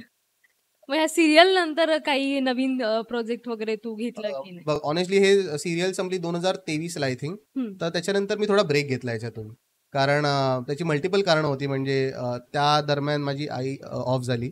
हो. सिरियल संपण्याच्या आधी आय थिंक 10 दिवस वगैरे ती ऑफ झाली. तर ते सिरियल करताना पण माझ्या डोक्यात एक वेगळंच, ते एका वेगळ्या स्टेट ऑफ माइंडमध्ये मी होतो. म्हणजे तिकडे जाऊन तुला ते निगेटिव्ह करायचं, पण तू आतमध्ये तू इतका तुटलेला असतोस, पण ते काम आहे आपलं. आणि ते हॉस्पिटलच्या हॉस्पिटलला चक्रा माराव्या लागत होत्या. परत मी शूटला यायचो. ऑफिसवाल्यांनी मला थोडंसं लिवे दिलेलं की ठीक आहे, तू घरातून जसं जमेल तसं काम कर. पण या सगळ्या गोष्टीमुळे ना एक मेंटल माझ्यावर एक प्रेशर आलेलं तेव्हा. आणि मला असं वाटलं की यार, हे खूप सिरियस करिअर आहे आणि ह्याच्यामध्ये तू एक चांगल्या फ्रेम ऑफ माइंडमध्ये असतानाच तू करायला पाहिजे. मग म्हणून मी विचार केला की थोडा ब्रेक घेऊया. आणि मग मी ऑलमोस्ट 6-8 महिन्यांचा ब्रेक घेतला आणि त्याच्यामध्ये मी खूप ट्रॅव्हल केलं. म्हणजे ऑलमोस्ट मी जसं म्हणालो 20-22 स्टेट्स मी फिरलो आणि वेगळं कल्चर काय असतं सगळ्या गोष्टी मी अनुभवल्या. आणि नंतर मला असं वाटलं की ऍक्टिंग हे थोडं ना स्टेबिलिटी कमी आहे याच्यामध्ये. तर ऍक्टिंगमध्ये परत जर जायचं असेल ना, तर एक काहीतरी सोर्स ऑफ इन्कम पाहिजे. जॉब ठीक आहे, जॉब तर हम्म. चालूच आहे, पण आयुष्यभर तर आपल्याला जॉब करायचा नाहीये. कुठेतरी आपल्याला स्वतःचा काहीतरी सुरू करायचं. त्या अनुषंगाने मी ऍक्टिंगमध्ये आलेलो. पण मला ऍक्टिंगमध्ये कळलं की यार, इकडे तुला एक सेफ्टी मनी पाहिजे तुझ्याकडे, कारण ह्याच्यात स्ट्रगल आहे. बाहेर किती ते ग्लॅमराईज झालं ना, की अरे तुम्हाला मीडिया कव्हर हो, करते, हे हो. कव्हर करते. जेवढी चकाचौंध त्या सेटवर असते तेवढंच भकस आणि तेवढाच अंधार तुमच्या पर्सनल आयुष्यात येऊन जातो, कारण तुम्ही एकटे पडत जाता. हम्म. तर मला असं वाटलं मला काहीतरी एक सोर्स ऑफ इन्कम तयार करायचं, त्याच्यानंतरच मी ऍक्टिंगमध्ये पाऊल ठेवणार. आणि नंतर मी प्रॉपर ब्रेक घेतला ऍक्टिंगमधून आणि स्वतःच्या ब्रँडवर काम करायला लागलो. मी कोकणात माझ्या ये-जा खूप वाढली त्या दरम्यान. लोकांना भेटणं, त्या प्रॉडक्ट डेव्हलपमेंटची पूर्ण प्रोसेस असते, त्याच्यात मी पूर्ण टाइम माझा स्पेंड केला. तेव्हा ऑडिशनचे कॉल वगैरे येत होते, पण मी त्यांना खूप पोलाइटली सांगितलं की मी ऑडिशन देतो, पण आता सध्या मी करू नाही शकणार, कारण आय ऑलवेज बिलीव्ह की ऑडिशनला कधी नाही नाही म्हणायचं. हम्म. आलं मी त्यांना द्यायचो, पण त्यांना हेही सांगायचो की सर आत्ता इमिडिएट म्हणाल तर मला नाही जमणार, थोडा टाइम मला लागेल. आणि टचवूड कालच एक मोठ्या चॅनलकडून मला फोन आलेला आणि almost we are like closing the, हो. आता मी रिव्हील नाही करू शकत, पण नाही, ऑलमोस्ट आमचे नाही. डिस्कशन्स एंड पर्यंत गेले. त्यांना म्हटलं आता माझं लॉन्च झालंय सगळं, सो आता काही असेल तर मला करायला आवडेल. So okay. मोस्ट प्रॉब्ली आज किंवा उद्या एक फायनल मीटिंग आहे आमची. तर इफ एव्हरीथिंग वर्क्स आउट आणि ब्रँड वगैरे सगळं जर मी सांभाळून ते करू शकत असेल, तर I would love to come back on TV again. All the best. Yes, thank you so much. Thank you. होईत, नक्की होईत आणि आमका परत टीव्ही वरती बघूक मिळात. नक्की नक्की नक्की. म्हणजे मी पण थांबलोय आता. लोक पण मला मेसेज करून थकली की बाबा परत कधी दिसशील तू म्हणून. पण त्यांना आता कसं सांगू, मी त्याच्यावर काम करत होते सगळं, तर त्यांना सांगलंय लवकरच येतलंय म्हणून. आता बघू कधी काय ओके. जमता येईल. पण ह्या सगळ्या करत असताना टेलिव्हिजनवर तर तू इलं, नाटकात वगैरे काम करण्याचं कधी असं वाटलं की आपण नाटकात पण ट्राय करू हव्या? करेक्ट. सो मी एक हिंदी थिएटरमध्ये काम करीत होते. एक हिंदी ग्रुप हा रंगशिला थिएटर म्हणून, त्यांच्याकडे मी एक कोर्स केलेला आहे. 2021-22च्या आसपास माझ्यामध्ये तो कोर्स चालत होतो माझं. तर तिकडे आता कोर्स करत होते, पण नंतर मन उडूडू सुरू झाला. मग परत त्याला ब्रेक लागलो, कारण नाटकाचं कसं ना, तू काही कमिटमेंट देऊची लागतं हो. त्यांना, की तुका 1 महिना ती रंगीत तालीम जाऊ वया म्हणजे वयाच, त्या तू काय करू शकणार नाही. तर तेवढं टाइम नव्हतं माझ्याकडे, कारण म्हणजे ऑफिसचा काम होता आणि त्या सगळा मॅनेज करूचा. म्हणजे आता सिरियलमध्ये कसं त्यांना चांगलं आहे, सॅटर्डे संडे मका जमतला, किंवा कसा मिड डे एखाद दिवस करून येईल, तसं काहीतरी करू शकण्याचा स्कोप असा. पण तो नाटकात नाही. नाटकात नाही. तुका उभा राहूक म्हणजे उभा राहूकच लागतं. सो त्याच्यामुळे जमला नाही अजून, पण बघू नक्की जर काय अपॉर्च्युनिटी इली तर नक्की करू आवडत पण मला. तू काही केलं नाटक वगैरे आधी? हिंदी नाटक केलंय एक, तर तो एक इंटरनलच प्रयोग होतो त्यांचं. हिंदीचं एक नाटक होतो, तो केलंय त्यांच्याबरोबर. पण त्याच्या व्यतिरिक्त असा काय मोठा काय करूक नाही नाटकाला. ओके. पण आवडत मका करूचा नाटक, खरं सांगू तर. आता तू मुंबईतच सगळं तुझं शिक्षण वगैरे झाला, पण तू तर गावात पण येतं, तुझं तर गाव हरकुळ असा. तर इकडच्या लोकांचं कसं तुका सपोर्ट, म्हणजे तू कशा पद्धतीने तू ओळखतात किंवा काय आवड, करेक्ट. त्यांचा प्रेम कसा तुका मिळता? खरं सांगू, म्हणजे कोकणातून जर मला प्रेम मिळाला ना, तर खैसूनच मिळूक नाही मला. म्हणजे इतके आपले जे इन्फ्लुएन्सर्स वगैरे असतात, सगळे ओळखीचे असतात आता, तर सगळ्यांनीच मला खूप प्रेम दिले. म्हणजे खरं सांगू तर ब्रँड बद्दल जर सांगू तर, ब्रँड जेव्हा चालू करूच होतो तेव्हा मला खूप जण असा ऐकणं होता माझ्या, की अरे कोकणात काय करू नको, कोकणात असा तसा म्हणून. पण ह्या सगळ्यात खोटा खरा सांगते तुका. म्हणजे म्हाका इकडे जो मालवणी माणसांनी जो सपोर्ट केला ना तो म्हाका खडेच गावना नाही इतको म्हाका सपोर्ट केल्यानी. म्हणजे एक छोटो किस्सो तुका सांगले तर इकडे इल्लय जेव्हा मी पहिले जेव्हा रेकी करूक ब्रँडसाठी तेव्हा बॉटल खायसून बनवची काय तिकडून सुरुवात होती.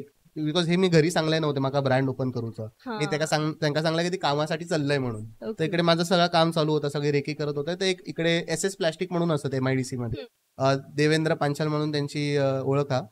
तर त्यांना भेटलंय मी कसं तरी जाऊन त्यांच्याकडे गेले आणि त्यांना सांगलंय दादा म्हाका असा असा करूचा. त्या माणसाने म्हाका इतको सपोर्ट केल्यानी म्हणजे काय तुका सांगू. त्यांनी लिटरली माझा हात एक मोठो भाऊ कसा हात पकडून आपल्याक नेता त्यांनी म्हाका सगळ्या सप्लायरकडे नेले. बघ हा हे बनवतो तो ते बनवतो ह्याच्याकडे असं आहे त्याच्याकडे तसं. त्यांनी पूर्ण म्हाका एक रोड मॅप दिल्यानी आणि त्यांनी म्हणजे तुका कधी काय लागला ना म्हाका फोन कर म्हणून. आणि त्यांच्यावर मी कायम कनेक्टमध्ये होते. म्हणजे खरं सांगू तर जेव्हा बॉटल बनवचे होतात त्यांचं MOQ असा मिनिमम क्वांटिटी त्यांना 1000 लागतं. 1000 ते 1500 आणि नवीन ब्रँड म्हटल्यावर 1000 क्वांटिटी घेऊन करशील काय ना. म्हणजे मोठी इन्व्हेस्टमेंट झाली. त्यांनी मला सांगितलं काय टेन्शन घे तुका 100 पाहिजे तुका 100 पण करून देते. तुका जितके पाहिजे तितके सांग मग तेवढे मी तुका करून देतो.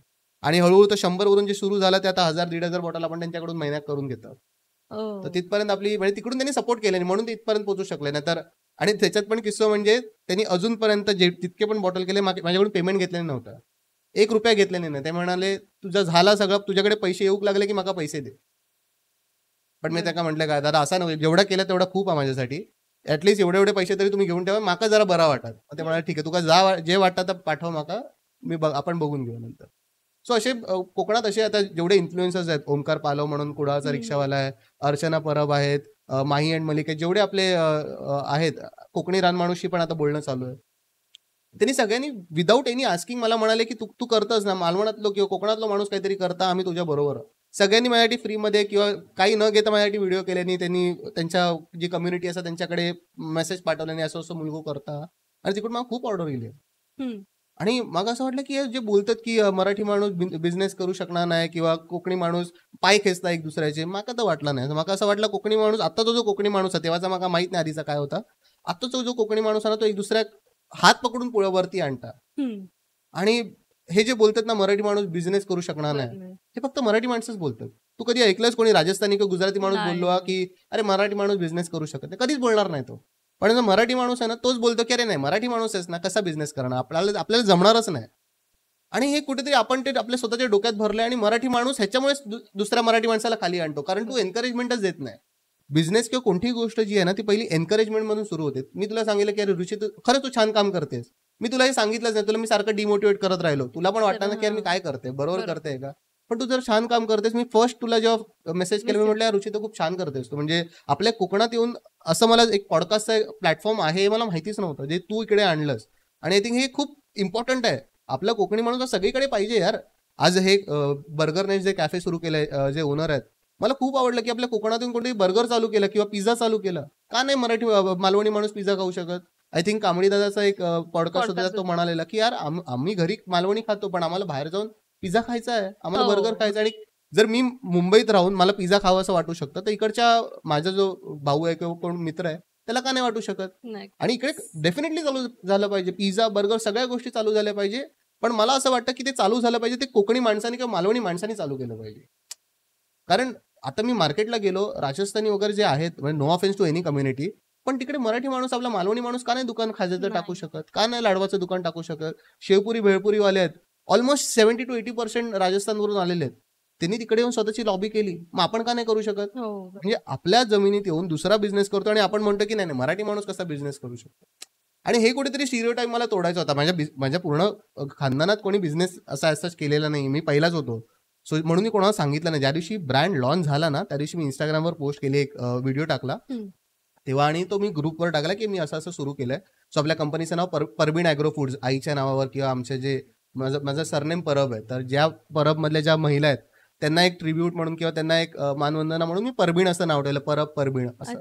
सो मी ते टाकलं की अशी मी कंपनी सुरू केली आहे आणि तेव्हा सगळ्यांना कळलं. माझ्या बाबांना थोडी आयडिया होती पण फुल फ्लेज तेव्हा कळलं आणि तेव्हा सगळेजण खुश होते की छान यार चांगलं करतोय. सो मराठी माणूस आला पाहिजे यार बिझनेसमध्ये म्हणजे it is very important I feel.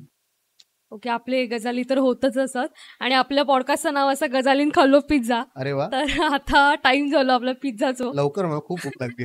नक्की मग आपण सो पिझ्झा जो आपण पॉडकास्ट करतो या बर्गर नेस्ट कॅफेमध्ये आणि अरे वा. त्यांच्याकडून ह्यो खूप पिझ्झा यमी दिसतं हा पिझ्झा. हवे का आता भूक हो लागली मला. प्लीज घेऊ शकता. आपण पिझ्झा खात खात किंवा खाऊन कंटिन्यू हा करूया. नाही नाही खात त्यामुळे खात आरामात पिझ्झा खाऊ शकतो. सॉरी मी तुम्हाला विचारत नाही डायरेक्ट खाऊ ना. सुगंध तर छान आहे.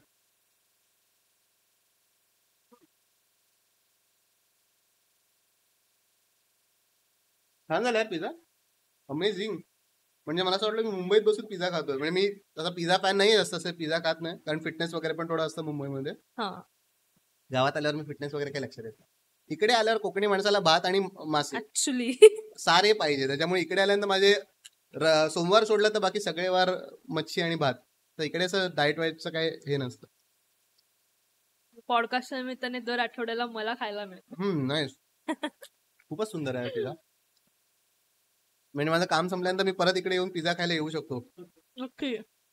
पिझ्झा तर आपण खातो, पण असे मालवण आता तू इकडचंच असं मालवणी असं तर तुका कोणते पदार्थ स्पेशली आवडतात? कोकणातलं सगळंच आवडतं रे. कोकणात आता कसं निवडून म्हणजे खूप डिफिकल्ट बघ. हा, का असं? म्हणजे मासे भात, आपलं सार आणि भात ते तर सुखच आहे. चिकन झालं, परत मोदक, हम्म. आणि इकडे सगळंच छान आहे. मग कुठलं एक कोणत्याचं तरी नाव घेतलं तर काहीतरी सुटून जाईल, त्याचं जास्त दुःख होईल. त्याच्यामुळे कोकणात आलं असं पीक नाही करू शकत. कोकणात सगळ्यात भारी आहे. कोकण जगात भारी आहे आपलं. ऍक्च्युली पण असं आता तू इकडचं पण मासेची करी आणि भात वगैरे खाल्लं. मुंबईमध्ये असं कोणतं ठिकाण आहे चांगला जिकडे तुका तर मिळतं चांगला? म्हणजे मी तरी आतापर्यंत जेवढा मुंबईत गेलं मी कधीच ट्राय मासे करूच्या भानगडीत पडत नाही, कारण की मग कधीच आमटी आवडत नाही मुंबईमधली. करेक्ट कारण ती माशाची आपण जी घरात वगैरे बनवतो ती टेस्टच नाही. करेक्ट. काय माहिती. माझा पण तोच प्रॉब्लेम होता. म्हणजे मुंबईत मी ट्राय करताय ना, मला ती जी टेस्ट पाहिजे आहे ना ती गावात नाही त्याकडे. तर मी घरात बनलेलंच खाते म्हणून जास्त मी पण एक्सप्लोर करते. पण एक दोन जागा असतात, म्हणजे सिंधुदुर्ग म्हणून एक हॉटेल असा, मासघर म्हणून असा, त्याकडे जरा चांगला म्हणजे एकदा दोनदा गेलाय मी तर चांगला. सिंधुदुर्ग त्यांची 2 ब्रँच असतात, एक मुलुंडला असं आणि आय थिंक एक अजून कुठेतरी, मग अजून कुठे आहे ते माहित नाही, पण मुलुंडला एक असतात. तिकडे मी जातोय मध्ये मध्ये. छान असा म्हणजे बेटर आहे ओव्हरऑल बाकी ठिकाणपेक्षा बेटर. इकडे तू फिरतो, इकडचं कोणत्या हॉटेल्स वगैरे तुला आवडतात जास्त? इकडे मी घरातच जेवतो. मी मोस्टली म्हणजे बाहेर असं खाऊ नाही, पण छोटे छोटे जे असे हे असतात काय म्हणतात खानावळी. मला खानावळी खूप आवडतात. म्हणजे छोटी एकदम खानावळी असतात ना तर मस्त ते एकदम सोलकडी वगैरे जे असतात.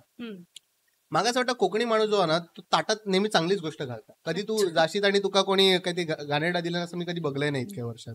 त्याच्यामुळे तू कोकणात कडे पण जा, तू छोट्यातल्या छोट्या खानावळीत जा किंवा तू कोणाच्या घरात जा, तुला छानच जेवण मिळतं. त्यामुळे कोकणात खायचा विषय नाही. कारण आपल्या इकडच्या पिठी भातात पण एक वेगळाच सुख आहे. भूक लागत बरं तू पिझ्झा हातात आणली तू कोकण. ऍक्च्युली पण हे साधा जेवण पण खूप पिठी भात सोलकडी भात पण ठेवला तरी तू सुंदर आहे ती. सोमवार असतात तर माझा कढी भात वगैरे असतात, बिकॉज सोमवारी मी नॉनव्हेज खात नाही. त्याच्यामुळे सोमवार असलो की कढी भात पिठी भात असंच काहीतरी खाऊ मजा येतात. आता तू इकडे राहतं हरकुळ मध्येच राहतं की नाही? इकडे आपली जी कंपनी आहे कुडातच आपलं ऑफिस आहे पिंगुळीत.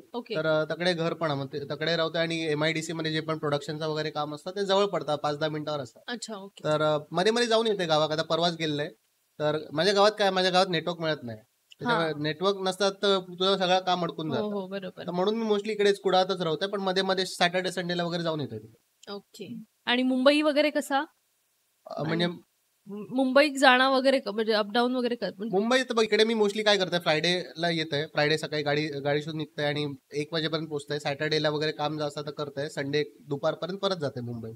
आणि कधी अगदीच काय अर्जंट असतात तर मग थांबूक लागतात. जसं आता जांभळाचा रस काढूचो हा, तर आता इकडे एक शेतकरी असतात त्यांच्यावर मीटिंग होती, म्हणजे त्यांच्याकडून घेऊच होतो. तर एकत्र 150-200 किलो आमका लागणार होते, तर त्यांच्यावर मीटिंग केलंय, त्यांच्याकडून घेतलंय. मॅन्युफॅक्चर जो असता त्याच्याकडे दिलंय आणि त्याला सांगितलंय असं बनवूचो हा.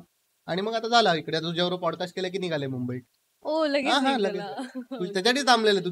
तुझी डेट मिळत नव्हतं मस्करी नाही, पण तुझ्यासाठी थांबले. म्हणजे आज आपण करू असल्यामुळे जमला. तर अजून ते कोकणी रान माणूस बरोबर मीटिंग, आता त्याची मीटिंग जर ठरली तर आता त्याच्याकडे जाऊचो हा.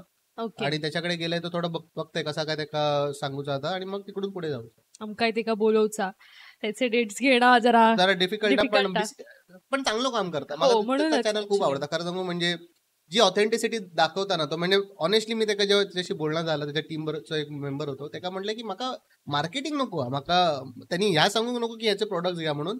त्यांनी फक्त जो इनिशिएटिव्ह हा तेवढा फक्त एक लोकांका सांगलं ना तर कसं आपणा घरात पोचूक इझी पडतं. हम्म. बाकी काम माझा जे काय सांगूचा ब्रँड बद्दल ते माझा काम आहे. त्याची कम्युनिटी आहे ती खूप म्हणजे त्याच्या ऑथेंटिसिटीवर जाता कारण त्याची एक ऑथेंटिसिटी वेगळी आहे. त्याचे ते जे बोलता ना तो सगळं अभ्यास करून बोलता म्हणून आपल्याकडे ती गोष्ट आहे. तर म्हटलं एकदा आपण सांगू जर तुम्हाला वाटलं हे ऑथेंटिक आहे आणि जर आपण पुढे पोहोचवू शकतो तर we would love to collaborate. पण बघू आता कसा काय होता. सो मगापासून आपण बोलतो ब्रँड ह्या आता कोलॅब केला इन्फ्लुएन्सरनी मदत केली सगळा पण आता काय नेमके आता आपण जरा बोलूया त्याच्याविषयी कारण बरंच वेळ झालो आपण फक्त सगळं कोड्यातच बोलतो. सांगता तर सगळ्यांना पण समजू गोया काय. येस सो ही जी हे जो ब्रँड आहे मालवण स्टाईल तो मी कोकणात चालू केलंय आता 2 महिने झाले आपण चालू करून. तर मालवण स्टाईल हे पहिली अशी कंपनी आहे जी शुगर फ्री रेंजमध्ये ज्युसेस बनवतात. जसं आपले ट्रेडिशनल ज्युसेस असतात कोकम असा मँगो असा आपला आवळू असा जांभूळ असा त्याच्यामध्ये अजून पण कोणी शुगर फ्री काढला नव्हता. बरोबर आपण शुगरवाले पण बनवतो नॉर्मल जे असतात तसे पण बनवतो. पण आपला जो नाविन्य आता असा की आपण शुगर फ्री रेंज बनवतो. जसे आता टियर 1 सिटीज मधले मुंबई बँगलोर जसे लोक असतात त्यांना शुगर फ्री त्यांची नीड आहे आणि आपल्याकडे अजून कोणी तसा ट्राय केला नव्हता. जे चालतं तर कोकम ज्यूस आपण असेच लहानपणापासून पितो तर लोक बनवतात. तर मी म्हटलं याच्यात किती वेगळा करूया. एक आपला काहीतरी एक नाविन्य असला ना तर लोकांना आपल्याकडे पोचूक बरा पडतात. बरोबर आणि आपण जो प्रोडक्ट आहे याच्यामध्ये आपण 50 to 60% जो पल्प असता रिअल फ्रूटचं पल्प असतं आंब्याचं वगैरे त्यांनी आपण प्रोडक्ट बनवतो. म्हणजे मार्केटमध्ये इतके ब्रँड असतात खूप सारे ब्रँड जे असतात ते फ्लेवर टाकतात. फ्लेवर म्हणजे काय असतं पाणी आपला पावडर असतं आंब्याच्या नावावर पावडर टाकतले. तुका एकदम प्रोसेस सांगूची झाली तर काय करतं ते पाण्यामध्ये थिकनर टाकतात. थिकनर म्हणजे ते काय करतात पाण्यात असं थोडं घट्ट करतात त्याच्यात येल्लो कलर घालतात पिवळो कलर घालतात आणि त्याच्यामध्ये फ्लेवर टाकतात. तुका वाटताना तो घट्ट दिसता येल्लो दिसता आणि आंब्याची टेस्ट येतात. लोकांना वाटतं आम्ही आंब्याचा रस पितो. तो पूर्ण केमिकल बेस असतात स्वस्त असतात कसे काय काय लोक महाग पण विकतात पण त्याच्यात अर्थ नाही. त्याच्यामुळे काय होतं लहान जी पोरं असतात ना त्यांना अस्थमा अर्ली अस्थमा आजकाल तू बघशील तर लहान पोरांमध्ये अस्थमाचं प्रमाण खूप आहे. कॅन्सर सारख्या गोष्टी असतात. त्याच्यामुळे माका असं बनवायचं होतं की यार टाइम घेऊया आपण टाइम घेऊन बनवूया पण अशी गोष्ट बनवूया जी आपण लोकांच्या हेल्थसाठी चांगलं देऊ शकतो. कारण मी जर माझ्या घरच्या लहान मुलांना ती गोष्ट पाजू शकत नाही ना तर मला काही हक्क नाही मी दुसऱ्याच्या लहान मुलांना ती गोष्ट पाजून आजारी करू. पैसा ही गोष्ट इम्पॉर्टंट आहे पण कोणाचा जीव घेऊन आपला कोकणी माणूस आहे तो कधी कोणाच्या ताटात जसं मी म्हटलं चुकीची गोष्ट घालून आपण पैसे कमवून आपल्याला पटत नाही. आणि हे शुगर फ्री काढण्याच्या मागे लॉजिक हे होतं की माझी पूर्ण फॅमिली डायबेटिक आहे. आमच्याकडे हेरिडिटरी डायबिटीस येतो. माझे बाबा काका सगळेजण डायबेटिक आहेत तर नेहमी आम्ही घरी काय आणलं तर त्यांना काय द्यायला मिळायचं नाही की असं होतं की आता ह्यांना काय देणार म्हणून कारण यांच्यात शुगरचा प्रॉब्लेम आहे. तो डोक्यात कुठेतरी थॉट होता की या थॉट बरोबर आपण काहीतरी ट्राय करूया. आणि मग तिकडून ह्या पूर्ण गोष्टीची सुरुवात झाली. पण जसं मी काही लोकांना कन्सल्ट केलं काही लोक म्हणाले की दुसऱ्या देशात जाऊन तिकडे काहीतरी इम्पोर्ट एक्सपोर्टचं बघ तिकडे खूप साऱ्या ऑपॉर्च्युनिटीज आहेत. पण कुठेतरी ही गोष्ट होती की मला कोकणात जाऊन काहीतरी करायचं आपल्या मातीत आपल्या मातीसाठी आणि आपल्या लोकांसाठी आणि लोकांमध्ये राहून आपल्याला काहीतरी करायचं. त्या थॉटनी मी मालवण स्टाईल या ब्रँड जो आहे तो सुरू केला. आणि जे आपलं मॅन्युफॅक्चरिंग वगैरे सगळं होतं कोकणात होतं. बॉटल्स पासून लेबलिंग पासून सगळं फार्म जे आपले शेतकरी वगैरे सगळं माल इकडूनच घेतला जातो इकडेच बनवतो. तो मुंबईला आपलं जे सेकंड ऑफिस आहे तिकडे आपण नेतो आणि तिकडून ऑल ओव्हर इंडिया सप्लाय करतो. म्हणजे हिमाचल मधल्या लोकांनी पण मँगो ज्यूस ऑर्डर केलाय कारण त्यांच्या इकडे मँगो हा त्यांना मिळतच नाही. तर त्यांना असं होतं की यार काहीतरी किती छान प्रोडक्ट आहे म्हणजे तुमच्या कोकणात इतके चांगल्या गोष्टी बनवतात पण आमच्यापर्यंत ते पोहोचतच नाही. आणि खूप सारे ब्रँड असतात ते काय करतात ऑफलाईन मध्ये विकतात म्हणजे दुकानात वगैरे विकतात. आता हिमाचल किंवा दुसऱ्या बँगलोरचा माणूस इकडे येऊन घेऊ शकतो का नाही घेऊन येऊ शकत. म्हणून आम्ही ऑनलाईन मध्ये स्टार्ट केलं. मालवण स्टाईल म्हणून एक आपली वेबसाईट आहे तिकडे आपण ऑल ओव्हर इंडियाला सप्लाय करतो. तुम्ही कुठूनही ऑर्डर केलं तुम्हाला कोकणातली जी चव आहे कोकणातली जी अस्सल फळांची जी चव आहे ती तुम्हाला तुमच्या घरपोच मिळेल. या अनुषंगाने आपण ह्या ब्रँडची सुरुवात केली. आणि जे इन्फ्लुएन्सर्स वगैरे आपल्यासाठी कॉन्टेंट वगैरे करतात त्यांनी आम्हाला हेल्प झाली की लोकांपर्यंत पोचायला. म्हणजे मी जो 5-6 महिन्यानंतर माझ्या डोक्याची फिगर होती की एवढा सेल्स आपण 5-6 महिन्यात पोचू तो सेल्स पहिल्याच महिन्यात आम्हाला कॅप्चर झाला. कारण प्रोडक्ट चांगलं असेल ना तर लोक घेतात आणि आमच्याकडे जे घेतात त्यांचं रिपीट ऑर्डर पण तितकीच येते कारण तुमचं प्रोडक्ट चांगलं आहे. तो आपलं कैरीपन्न तुझ्या हातात जे कैरीपन्न आहे ते किती थिक आहे बघ. तू युजली बघशील ते एकदम पातळ असतं ह्याच्यात 60% पल्प आहे रिअल ह्याचा आणि ह्याच्यात जी वेलची घातली ती 4,000 रुपये किलोची वेलची आहे. बाकी जे असतात ते इसेन्स घालतात. इसेन्स म्हणजे ते लिक्विड असतं. त्यात तुला पार्टिकल पण दिसतील वेलचीचे. सो माझं असं होतं की यार क्वालिटी प्रोडक्ट बनवूया. कारण कसं आहे, ब्रँड जी गोष्ट आहे ना ती लॉंग टर्म चालते. पैसाच जर कमवायचा असेल, आता खूप सारे डिस्ट्रीब्युटर आहेत मुंबईचे वगैरे, ते काय म्हणतात 15% पल्प कर, 10% पल्प कर, पल्प पूर्ण खाली पाड आणि आम्हाला स्वस्तात दे. तुझ्याकडे 200 बॉक्सची ऑर्डर देतो, 400 बॉक्सची ऑर्डर देतो, 1-7 लाख रुपयाचं बिलिंग होईल. पण मी स्वतःच्या मनाला विचारेन जेव्हा की मी चांगली गोष्ट देतोय, कारण पल्प कमी केला तर मला तो कशाने तरी वाढवावा लागणार, ज्याच्यात मला केमिकल आणि हार्मफुल प्रोडक्ट आहेत ते टाकावे लागतील. स्वतःच्या मनाला विचारलं तर असं वाटतं की नको. पैसा तेवढाच पाहिजे की रात्री झोप चांगली आली पाहिजे. पैसा हा इम्पॉर्टंट आहे, पण तो तुझा हॅपीनेस आणि तुझी जी स्लीप आहे ती तुला त्याच्यासकट मिळाली पाहिजे. आणि मला ते असं वाटलं की नाही यार, ते मला नाही करायचं. भले मी महिन्याला 100 बॉटल्स विकेन, 20 बॉटल्स विकेन, पण जेव्हा घरी जाईन ना तेव्हा मी त्या हॅपीनेस किंवा त्या सॅटिस्फॅक्शन जाईन की जे काही विकतंय त्या माझ्या कोकणातलं खरं प्रोडक्ट आणि खरं माल हा.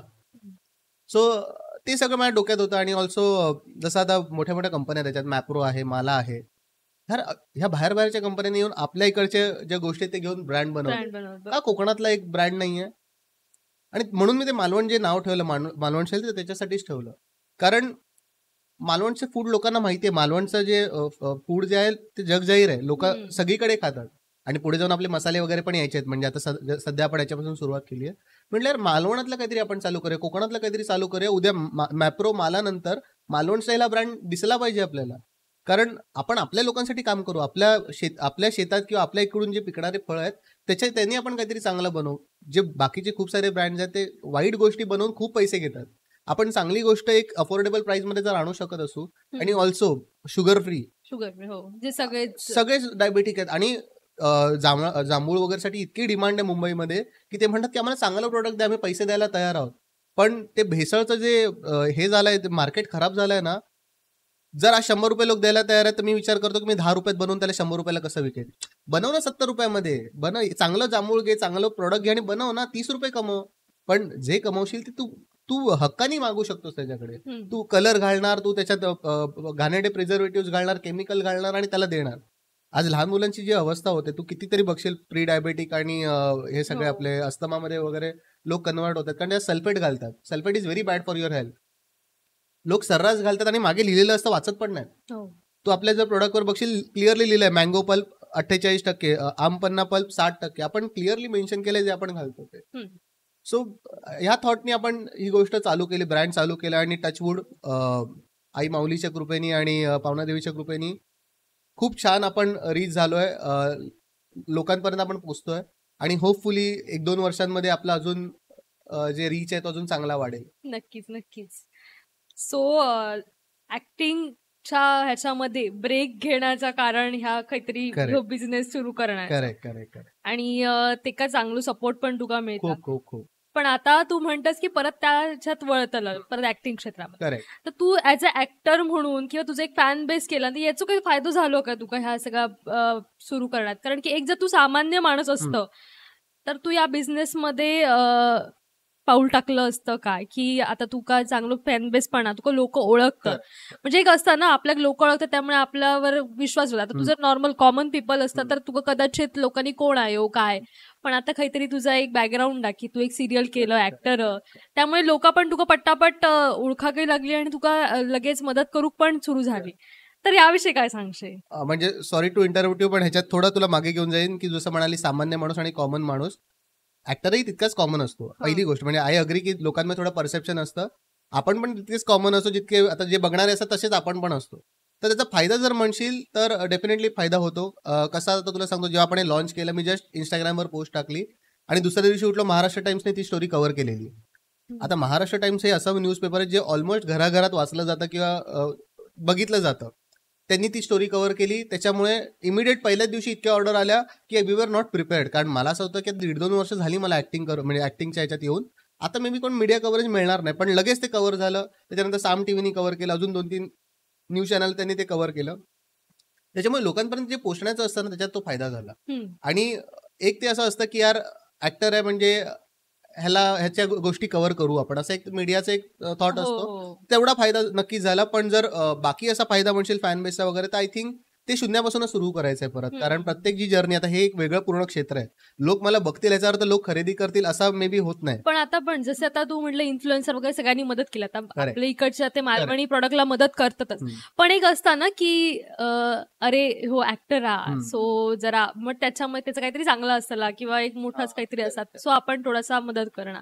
आणि त्यात जर एक साधू माणूस असतो तर कदाचित नक्की काय असतात काय माहिती, प्रॉडक्ट किती Correct. चांगलं असतात किंवा काय, Correct. हे गोष्टी पण थोडेसे, जास्त नाही पण हे थोडे होते. थोडेफार मदत करतात, म्हणजे आय अग्री, थोडे मदत करतात, पण ह्याचं तितकं दडपण पण असतं. कारण कसं आहे माहितीये, आज ही गोष्ट मी बनवतो, मला 100% मी शुअर पाहिजे जे बनवतोय. कारण बरोबर. हो. हे जर चुकलं किंवा काही झालं असेल तर लगेच तेवढेच चपला पण पडतील.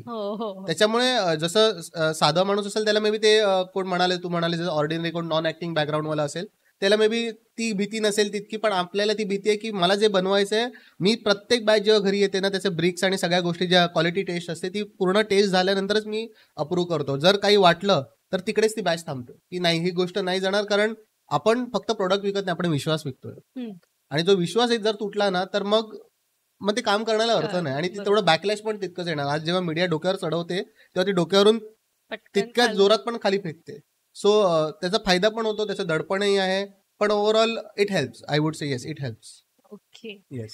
सो आता तुझं ह्या प्रोडक्शन हा इकडे कुडाळमध्येच फॅक्टरी वगैरे तर इकडचे जे सगळे तुझ्याकडे जे वर्कर वगैरे आहात ते आपल्या इकडचेच असतात की? करेक्ट. आपल्याकडे सगळे जे वर्कर आहेत ते आपले कुडाळ आसपासचे आहेत आणि ऑलमोस्ट 70 to 80% जे आहेत ते महिला आहेत आपल्याकडे, ज्या आपल्यासाठी, आपल्या ब्रँडसाठी किंवा आपल्या प्रोडक्ट बनवण्यामध्ये काम करतात, ते महिला आहेत. कारण ते एक वुमन एम्पॉवरमेंटचं पण होतं की यार आपण आपल्या महिलांना काम देऊया. इकडे जे आहेत त्या लोकांना जर हाताला काम लागलं, आपल्यालाही फायदा होईल, त्यांनाही फायदा होईल, आपल्याच कोकणामध्ये तो पैसा राहील किंवा आपल्याच कोकणामध्ये ती इकॉनॉमीला हेल्प होईल.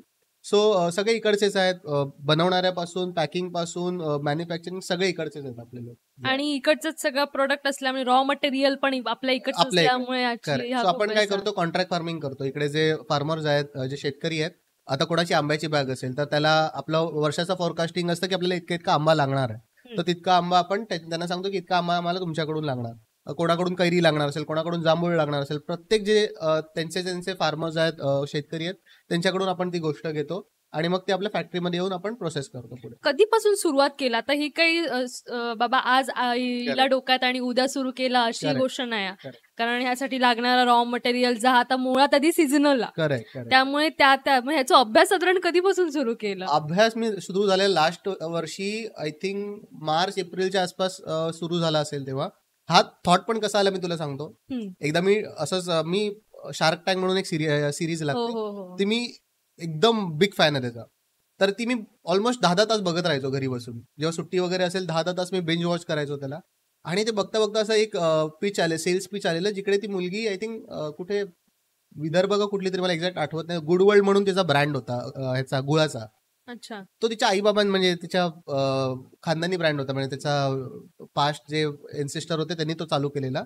पण तिने त्यात एक इनोव्हेशन आणलेलं की तिने ते छोटे छोटे क्यूब केले आणि त्या गुळाच्या ह्याच्यामध्ये तिने फ्लेवर टाकले आणि डायरेक्ट तुम्ही तो दुधात गुळाचा तो बाईट टाकला की ती गोष्ट चहा सकट बनणार. ओके. तर ते मला खूप इनोव्हेटिव्ह वाटलं. म्हटलं यार, ही जर गावात स्वतःच्या राहून इतकं छान बनवू शकते तर आपल्या गावात तर इतकं सगळं आहे, आपण का नाही बनवू शकत. दुसऱ्या दिवशी सकाळी मी गाडी काढली आणि मी कोकणात होतो आणि मी इकडे आलो, मला काहीच माहित नव्हतं. इकडे लोकांना विचारत होतो की तुम्ही कुठून घेता, काय घेता, कसं घेता. तसा मी पोहोचलो त्या देवेंद्र जे आहेत SS प्लॅस्टिकवाले, त्यांना भेटलो, त्यांनी मला गाईड केलं. मग तिकडून दुसऱ्याला भेटलो, दुसऱ्याकडून तिसऱ्याला भेटलो. असं करता करता जवळ 30-40 लोकांशी एक हफ्त्याभरामध्ये माझी मीटिंग झाली. आणि इकडे आपला हेडगेवार म्हणून एक प्रकल्प पण आहे सावंतवाडीला, तिकडे गव्हर्नमेंट काय अफिलिएटेड एक जागा आहे, तिकडे त्यांनी युनिट टाकून दिलंय. तिकडे तुम्ही पर आवर ती फॅक्टरी रेंट आउट करू शकता आणि तुमचं प्रोडक्ट आणायचं, रॉ मटेरियल आणायचं, तुमचे ज्युसेस बनवून घ्यायचं, पॅक करायचं आणि मुंबईला न्यायचे. म्हणजे जॉबिंग वर्क होतं तिकडे. हे गव्हर्नमेंटने ऑलरेडी केलेलं आहे, लोकांना माहित नाही. मला वाटलं की यार ही छान गोष्ट आहे. आपल्याला ऍज जर मला मोठ्या स्केलमध्ये काय करायचं असेल, माझ्या फॅक्टरीमध्ये तितकी माझ्याकडे स्कोप नाहीये, मी तिकडे जाऊन करू शकतो. सो माझा तो पण एक थॉट होता की जर आपला स्केल अप झाला तर आपण कसं करणार. तो मला ऑप्शन मिळाला. मी म्हटलं चल आता तर आपल्याला करायलाच पाहिजे. असं करून त्या शार्क टँक पासून मी इन्स्पायर झालो आणि मग म्हटलं नेक्स्ट 2 ते 3 वर्षामध्ये मालवण स्टाईल हा शार्क टँकवर असला पाहिजे. आणि माझं लॉंग टर्म म्हणशील तर मिड टर्म विजन हेच आहे की आपल्या लोकांनी आपल्याला इतका सपोर्ट करावा आणि ही गोष्ट जी चांगली गोष्ट आहे ती आपण लोकांपर्यंत पोहोचवतो, ही लोकांनी डोक्यावर धरून घ्यावी आणि 2 ते 3 वर्षात आपण शार्क टँक मध्ये जावं आणि आपल्या कोकणाला रिप्रेझेंट करावं. हा माझा सध्याचा शॉर्ट टर्म गोल आहे. ओके. या. नक्कीच. मालवण स्टाईल ह्यो पण लवकरात लवकर शार्क येऊकच टँकमध्ये आहे. जाऊ होयो. हीच काय म्हणतात आमच्या कुडाळशहराकडे पण आम्ही प्रार्थना करतो. आणि काय म्हणतात याचं शॉप वगैरे घालण्याचं वगैरे काय तुझं प्लॅन? ऑनेस्टली अजूनपर्यंत शॉपचा प्लॅन नाहीये, पण आपण ऑफलाईन मध्ये काही असे डिस्ट्रीब्युटर त्यांच्याकडे हा दिलेला आहे. जसं ओमकार जो आपला कुडाळचा रिक्षावाला ज्याचं चॅनल आहे, त्यांनी आपलं डिस्ट्रीब्युशन घेतलेलं आहे. तर त्याला जेव्हा त्यांनी त्याचं इन्फ्लुएन्सिंग केलेलं, जेव्हा व्हिडिओ टाकले, त्याला खूप चांगला रिस्पॉन्स आला. त्याला लोकांनी मेसेज केले की अरे छान आहे दादा, कोणता ब्रँड आहे, काय ब्रँड आहे, आम्हाला टेस्ट करायला आवडेल. तर त्यांनी मला असंच फोन केलेला की अमित आपण एकत्र मिळून काम करूया का याच्यावर. म्हटलं आय वुड म्हणजे जर कोकणातलाच माणूस मोठा होतोय तर का नाही, म्हटलं डेफिनेटली म्हटलं करूया. तर तो म्हणाला की एक काम करूया, तू मला प्रोडक्ट पाठव, मी जे काय डिस्ट्रीब्युटर मार्जिनवर मला पाठव, मी इकडे माझी जी कम्युनिटी आहे त्यांना हे प्रोडक्ट पुढे पास ऑन करेन. म्हटलं लवली. मग तसं आम्ही क्लोज केलं आणि आता त्याला पहिली शिपमेंट आपली गेली आहे. तर तो त्याच्या ठिकाणी पण ते सेल करणार आहे कोकणामध्ये. आणि आपण ओव्हरऑल मुंबईमध्ये करतोच आहे, पण शॉप ॲज सच अजून आपण प्लॅन नाही केलंय. कारण शॉप केलं ना तू रिस्ट्रिक्ट होऊन जाते. मी एका काय म्हणतात एरियालाच केटर करू शकतो. आपलं विजन पूर्ण इंडियाला केटर करणं आहे. आपल्या कोकणातलं जे टेस्ट आहे, कोकणातलं जे फळ आहे किंवा कोकणातला जो ब्रँड आहे तो आपण हिमाचल काश्मीर पासून कन्याकुमारीपर्यंत पाठवू शकतो, एवढं आपल्याकडे बँडविड्थ आहे. आणि कुरिअर पार्टनर्स आपले तसे सेट आहेत ऑलरेडी, जे पूर्ण जे सप्लाय चेन आपलं मॉडेल आहे त्याला हेल्प करतात आपल्याला. ओके. सो पुढे जाऊन शॉप बघू, पण ओव्हरऑल आता तर सध्या आपण पॅन इंडिया कव्हर केलेलं आहे. तर होपफुली नक्कीच इंडिया पण इंडियाच्या बाहेर पण तुझं हे प्रोडक्ट पोहोचू देत. टचवूड. नक्की नक्की. तर नक्कीच आम्ही पण या टेस्ट करूच, आमका पण Definitely. आवडतच. तर आपले गप्पा झाले बरेच आणि ह्या सगळ्या प्रोडक्ट विषयी पण आपला बोलणं वगैरे झाला. खूप छान वाटला बोलून. आणि आम्ही हा पॉडकास्ट करत असताना आय होप तुका पण चांगला वाटला असातच. म्हणजे सिरियसली मी जेव्हा तुका म्हटलं जेव्हा इल्लय तेव्हा मला असं होता की पोटात गोळं इल्लं होतं. खरं कसा असता काय असतं मला माहित नाही, कारण कधी देऊक नाही मी पॉडकास्ट वगैरे. तर आय थिंक तुमच्या टीमचे खूप धन्यवाद की तुम्ही इतकं छान त्याला कम्फर्टेबल एक एन्व्हायरमेंट क्रिएट केलं आणि इतका छान सेटअप केला. म्हणजे मी आलो तेव्हा मला असं वाटलं यार किती छान सेटअप आहे. म्हणजे मला असं वाटत नाही मी कोकणात बसलोय किंवा कुडाळात बसलोय. मला असं वाटतं कुठे मुंबईच्या कुठेतरी सेटवर किंवा अशा सेटअपमध्ये बसलोय. तर छान, तुम्ही लोक पण छान काम करताय. असंच आय थिंक करत राहा. आपले जे कोकणातले जे इन्फ्लुएन्सर्स आहेत, ऍक्टर्स आहेत, उद्योजक आहेत, जे कोणी आहेत, त्यांना जे चालना तुमच्या थ्रू मिळते, आय थिंक आपण आपल्या माणसालाच मोठं केलं पाहिजे आजच्या तारखेला. आणि आय थिंक आपण ऑलरेडी जी नवीन पिढी आपली आहे त्यांनी सुरू केली आहे गोष्ट, तर ही अशीच चालू राहू दे आणि ह्याला अजून पुढे यश मिळू दे. Thank you so much. प्रार्थना. आणि ह्या पॉडकास्टच्या मध्ये आम्ही कसं एक छोटस उपक्रम ठेवलो, ज्याच्यामध्ये आता तू सुरुवातीक मला झालेला की तू मालवणी बोलशी की नाही, पण बऱ्यापैकी तू मालवणी बोललं, त्याच्यासाठी तुझं कौतुक. थोडा मी मराठीत पण ठेवलं, कारण कसं आहे लोकांना तर समजता नाही समजता आपल्याला माहित नाही, म्हणून थोडा मराठी थोडा मालवणी केलं. पण मालवणी तर तुझ्यामुळे मला थोडा बोलूच अजून अपॉर्च्युनिटी पण मिळाली, कारण एवढा बोलणं होत नाही मुंबई. आणि आता मग वाटतं बऱ्याच लोकांना कळत की तुका मालवणी म्हणजे जे तुझे ऍक्टर बेस जे आहेत की अरे मालवणी पण बोलता ह्या पॉडकास्ट मध्ये आमका कळालं मुळात, तर लोकांना पण कळत. तर ह्या पॉडकास्ट मध्ये असा विषय आहे की आम्ही मालवणी पॉडकास्ट करतो, त्याच्यामुळे आम्ही एक पाटी देतो, पेन्सिल पाटी आणि पेन्सिल, आणि त्याच्यावरती तुका जो एखादो असो मालवणी शब्द जो खूप आवडता तो तुका लिहूचा आणि आपल्या ऑडियन्सला दाखवचा, आणि नंतर मग त्याचा काय अर्थ वगैरे तू सांगू शकता. इकडचं मालवणी टिपिकल शब्द ऍक्च्युली आम्ही हा सुरू करण्याचा विषय असा की बरेच मालवणी शब्द जे आता खूप मागे पडत चालल्यात, बरीच लोक वापरत नाहीत. आता बऱ्यापैकी इंग्लिश वगैरे हे शब्द इल्लत आपल्या पण पॉडकास्ट मध्ये बऱ्यापैकी ते इलेलेच आहेत, पण ते काहीतरी एक जुने शब्द पण असतील किंवा एखादं छान आवडलेलो शब्द आणि तो का आवडलो ह्या थोडासा कळू दे, त्यासाठी आपण तो एक उपक्रम ठेवला. सो मी तुझ्याकडे पाठी देत आहे. तसे खूप शब्द काही काही लिहू शकणार नाही, पण तुका माहिती आहे मालवणी म्हटल्यावर शिवे वगैरे पण येतात, पण चालू शकता, कारण की ते आपली मालवणीची काय म्हणतो गोडी जाती, एक भावना व्यक्त करण्याचं साधन आता. त्याच्यामुळे माझी आजी एक शब्द बोली लहानपणी, आता मला आठवतं तो लिहितोय मी. हा लिही, आमच्या ऑडियन्सला दाखव आणि मग सांग आमका काय त्याचा. चढग्या. माझी आजी अशी, आम्ही खेळत असतो तेव्हा आमका बोला की काय चढगेगिरी करतोस म्हणून. तर जेव्हा माझ्या लहानपणीचा शब्द आहे तेव्हा मला आता लक्षात दिलो अचानक. तर चढग्या माझा आवडतो शब्द किंवा असा आठवणीतलो शब्द. पण काय चढग्याचा अर्थ काय? चढून जास्त बोलतात किंवा चढगो म्हणतात. माझी आजी लहानपणी बोलत आता माझ्या लक्षात येईल होतं शब्दाच्या नंतर तो आता मला आठवतो हत पण ते शिव्यांवाले होतं म्हणून म्हटलंय थोडं सेन्सर्ड वालं कोणतं गावतं आता बघतोय त्याच्यावर नाही, थोडं नाही. सेन्सर्ड वालं होतं नाही तर तुका ओके. माहिती आहे काय काय शिव्या असतात ते येस येस. म्हणतात जा की फक्त शिवे नको, आता आपल्या काहीतरी छान छान शब्द पण मिळू आता आपले जेवढे मालवणी आहेत त्याच्या Correct. आमका पण बरेच शब्द कळाले. जसे की आमका मडकईकरांचं जेव्हा होतं तेव्हा गुदस्ता. अच्छा गुदस्ता काय? म्हणजे गेल्या वर्षी ओ तुझं पॉडकास्ट बघितलं तर तुका पण हा, कळतील. हा, असे बरेच शब्द आहेत जे आपल्याला माहितीच नाही असं. तर असे आता हे पॉडकास्टच्या निमित्तानं आम्ही पण Correct. नवीन नवीन शब्द आमच्या कानावर हम्म. पडतात.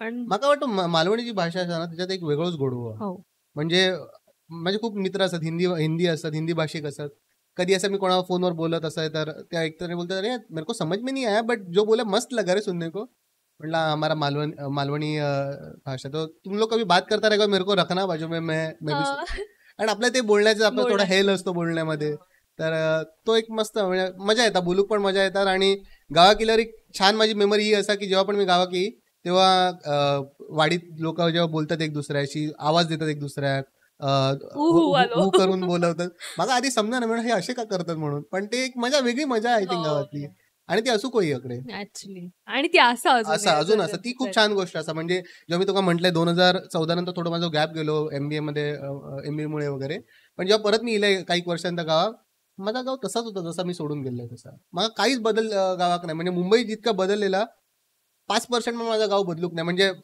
काही लोक म्हणतात अरे इथं चुकीची गोष्ट बदलू कया पण कशात बदलू कया जर नाही, चांगली actually. चांगली गोष्ट तुमच्याकडे हा तर ती राईट रेस नको ना म्हणजे जर चांगला हा माझा गाव जास्त त्याच्यात एक्सेस नाही आहे लोकांका तर चांगली गोष्ट आहे माका ते जास्त टुरिस्ट वगैरे आले ना की मग थोडी गोष्ट खराब होऊक सुरुवात होता तर जसा तसा छान आणि अजूनही तर तसाच आहे माझा गाव म्हणजे तिकडे अजूनही नेटवर्क नाही आहे. तिकडे गेल्यास तुका 2-4 दिवस जेवढे पण दिवस राहशी तुका नेटवर्क काय गावाचा नाही तिकडे दिवसाक 2 किंवा 3च एसटी येतात सकाळपासून संध्याकाळपर्यंत तेवढीच कनेक्टिव्हिटी आहे तर लोकांना आता सवय झाली आहे त्या गोष्टीची आणि जसं आता छान आहे म्हणजे ती भाषा पण जपल्याने आता मी शिमग्यात पण इल्लंय मागच्या 2 महिन्यापूर्वी गावात मी पहिल्यांदा शिमगो बघितलंय गावात कसा असतो तो म्हणजे देव नाचवतात आणि सगळ्या जी गोष्ट होता मग कसं म्हटलं यार ही मी इतके ठिकाणी फिरलंय आउट ऑफ इंडिया गेले पण ही गोष्ट माझ्याकडे गावाक नाही म्हणजे जी मजा असता लोक भेटतात एकत्र देव नाचवतात देव येतात अंगात नंतर तो वाडीत फिरता म्हणजे यार ही गोष्ट वेगळीच आहे म्हणजे रंगपंचमीक पण एक वेगळी म्हणजे जे खेळ घेऊन प्रत्येक घराकडे जाऊन सवय मागणं वगैरे येस मी तेव्हा कुठेतरी जात होते गाडीनीच निघालेलं आणि आय थिंक कणकवलीत येत होते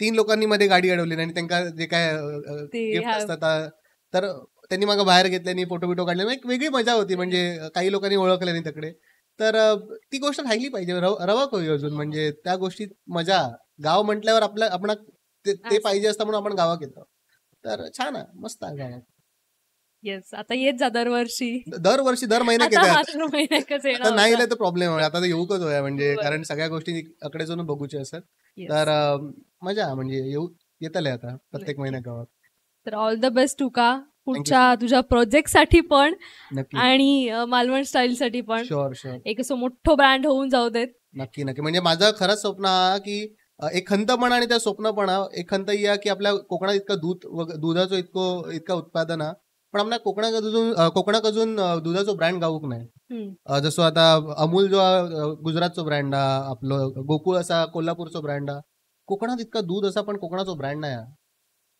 म्हणजे किती विचार करण्यासारखी गोष्ट आहे आंबो इतकं पिकता कोकणामध्ये पण असं जसं म्हणशील तर आमरसचो ब्रँड असं कोण कोकणातून इलो मोठं असं कोण ग्लोबल लेवलला ब्रँड जाऊक नाही आय थिंक जे आता मराठी आपले लोक असतात इकडे मालवणी लोक असतात त्यांनी या सगळ्यावर काम करून आपण सगळ्यांनी एकत्र येऊन याच्यावर काम करू गोया तर त्याच ईश्वरचरणी आता प्रार्थना करते की आपल्या कोकणातून असे मोठे मोठे ब्रँड येऊ फक्त मालवण स्टाईलच नाही अजून असे मालवण स्टाईल सोबत अजून खूप सारे ब्रँड येऊ आणि ते देशभर देशाच्या बाहेर पण जावत अशीच मी प्रार्थना करते आणि तुमका पण खूप धन्यवाद तुम्ही अकडे माका बोलवल्यान एक गिफ्ट आमच्याकडून मालवण स्टाईल कडून तुमका देऊक आवडत आमका ओके तुमच्या टीमसाठीच आणलंय म्हणजे खास थँक्यू सो या छोटा गिफ्ट मालवण स्टाईल कडून थँक्यू सो तुमच्यासाठी मच आपली शुगर फ्री आणि शुगर दोन्ही रेंज याच्यात असतात आणि माका कळवा फीडबॅक कसो आपल्या कोकणातलाच प्रोडक्ट आहे तुमका आवडतच तर मला नक्की कळवा आणि तुमच्यासाठी पण खूप खूप शुभेच्छा थँक्यू सो मच वेळात वेळ काढून तू इलस आणि छान गप्पा झाले मुळात मालवणीत झाले मी मालवणी तुका बोलता केलं याबद्दल माका खूप भारी वाटलं त्याच्यासाठी तुझं कौतुकच करू म्हणजे माका पण टेन्शन होता पण तू केलंस चांगलं काढलंच माझ्यातून मालवणी तो so thank you so much. Thank you so much.